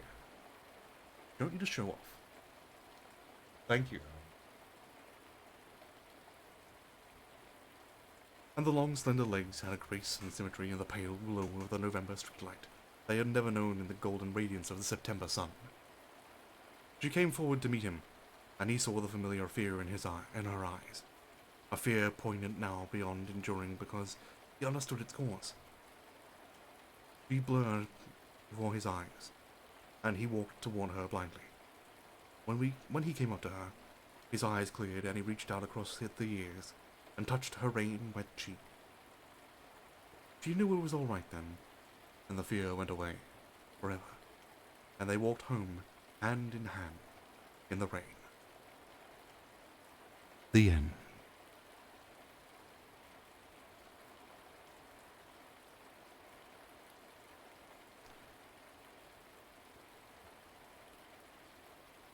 And that, my dear contractors, was quite the story. The Dandelion Girl by Robert F. Young. It's a very wonderful story. I can see why you recommended it. Great and posture check. Thank you everyone for joining me for this lovely story.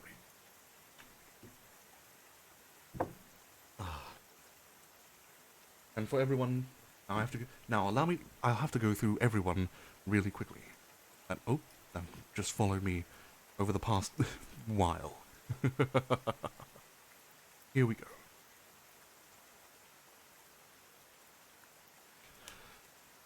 No dairy. Thank you for the okay, it was further than that, wasn't it? When did we start reading again, Kit Kat? About 40 minutes ago? An hour?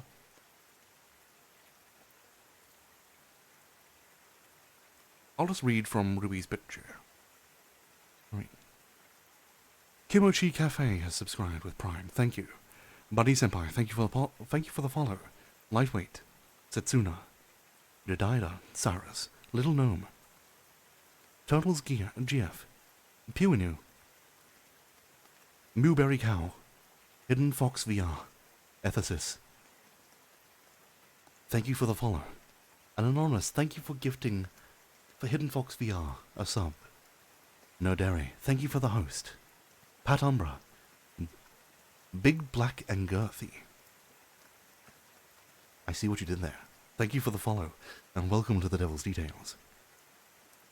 Pittacus, X7 Rag, DJ Skits, Lucky Cat Kira. Thank you for the follow, and welcome to the Devil's Details. Lightweight, I hope you had a pleasant sleep, and thank you very much for the bits. Lunabun, Lofi Oo, Sakichi-chan, Naimo, Kirito GTV, Phantom Phoenix 00.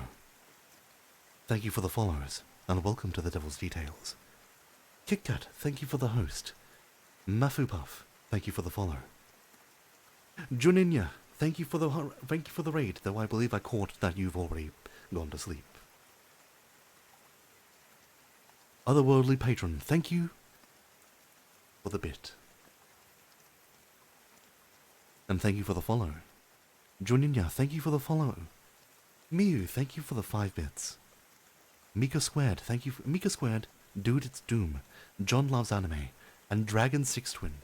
Thank you very much for following, and welcome again to the Devil's Details.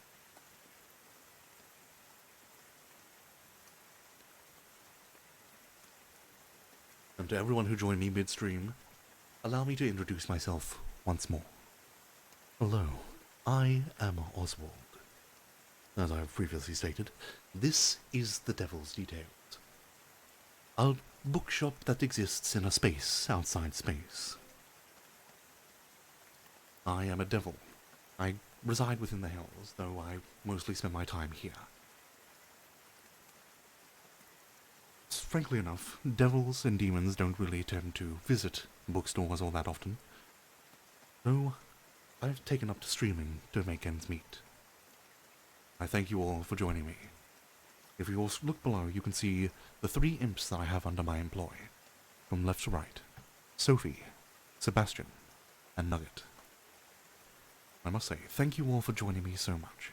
Thank you all for giving me a chance and allowing me to entertain you. And just another special gift. No, that was not good. There we go. There we go.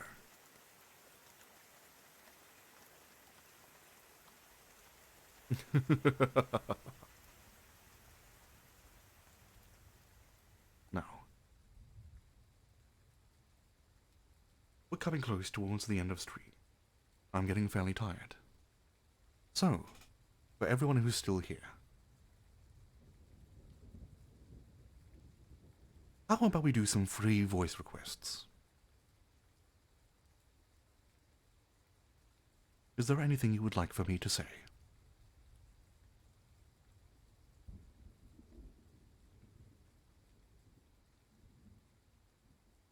Oh, yes. Let's see. Oh, well, he's a sleepy baby boy. Yes, I am, Mochi.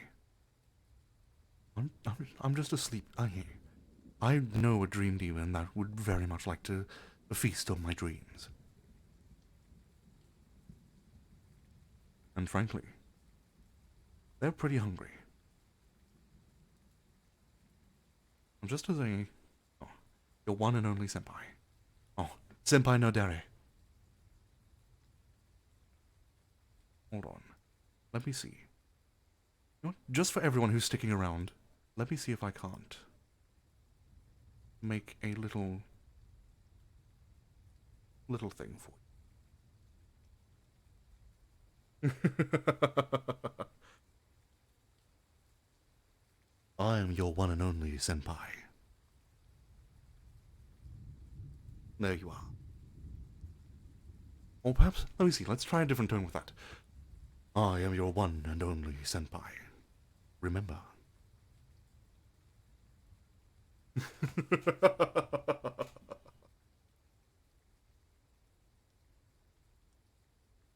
There we go. Let's see.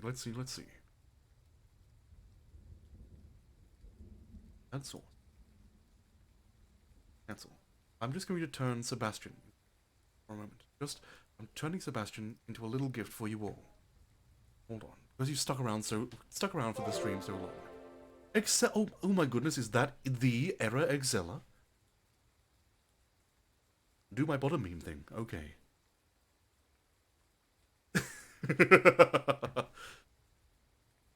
Okay. Okay, Kit Kat, just because it's you. What do we have here? A fucking bottom. Let's see. No, that wasn't good. Oh. What are you? A fucking bottom? There we go. That'll do.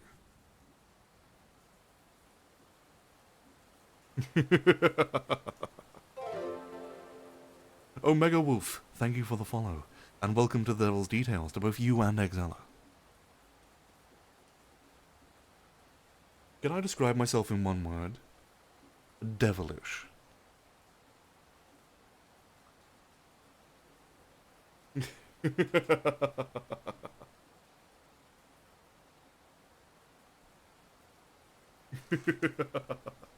It's really quite simple when you think about it.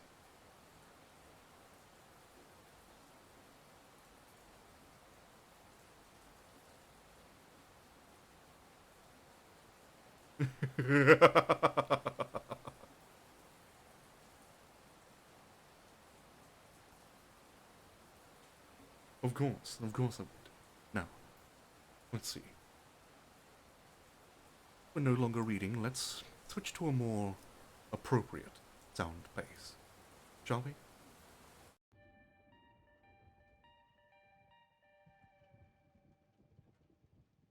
You want me to do a bone doctor?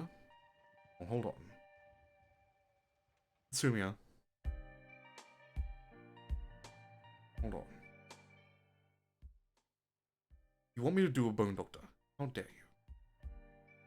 The bone doctor is only available in our I'm only going to do the bone doctor once, just for you. I don't remember how to do it. I've forgotten how to do Bone Doctor. Whoa! It's me, Bone Doctor. I'm here. Whoa, give me your bones. Have I ever tortured a person? Oh no, I'm not that sadistic.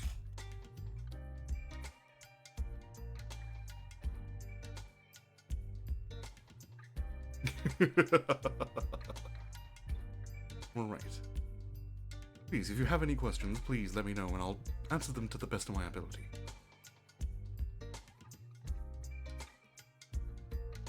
Let's say I'll go for 5 questions and then I'll end stream.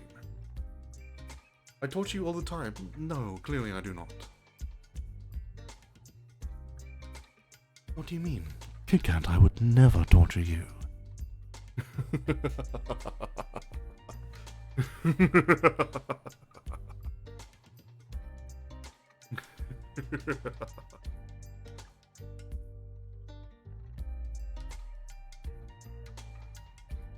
Alright. I'll count that as 1 question. You have 4 questions remaining. Is there anything you wish to know?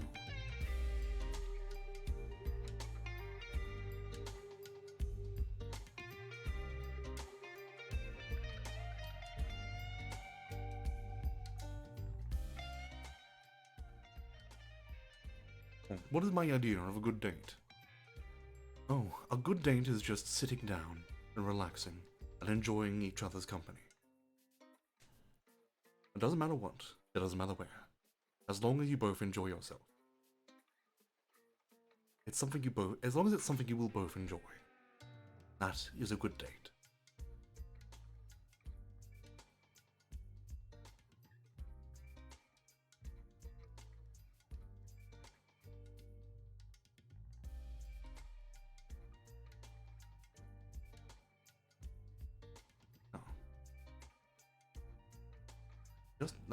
That's the second question. I've got 3 more questions. Well then, you like this channel? Oh, thank you very much. It means a lot to me when people just say that. I hope you'll enjoy your time here, in the devil's details. After all, the devil is in the details.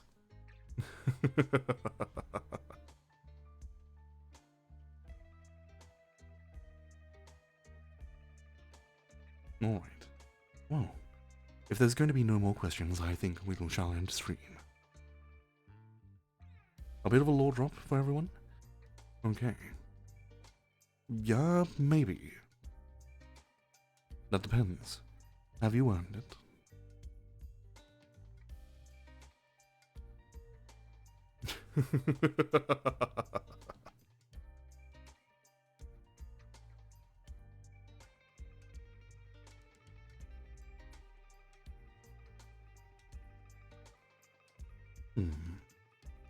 Let's see.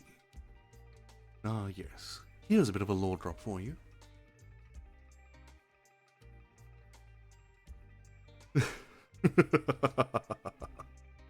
Let's see. What is... just a bit of crumb. Ah, yes. I was not always a devil. I was once a budding young angel training to be a seraph. Unfortunately, I learned a bit too much. And such, with a few of my comrades, we fell into the hells and became devils. Our halos shattered and twisted apart. In fact, my horns here were if you want to know, my horns were actually my halo. Broken and twisted apart, they constantly try to form themselves into a halo once more. However, I simply just continue to twist them away. I'm finished with that life, and I am content with where I am.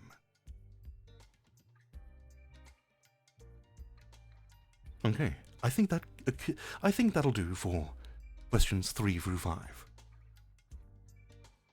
Now, thank you all for joining me on this. Well, thank you all for joining me on this Fireside Thursday. And I'll see you all next time.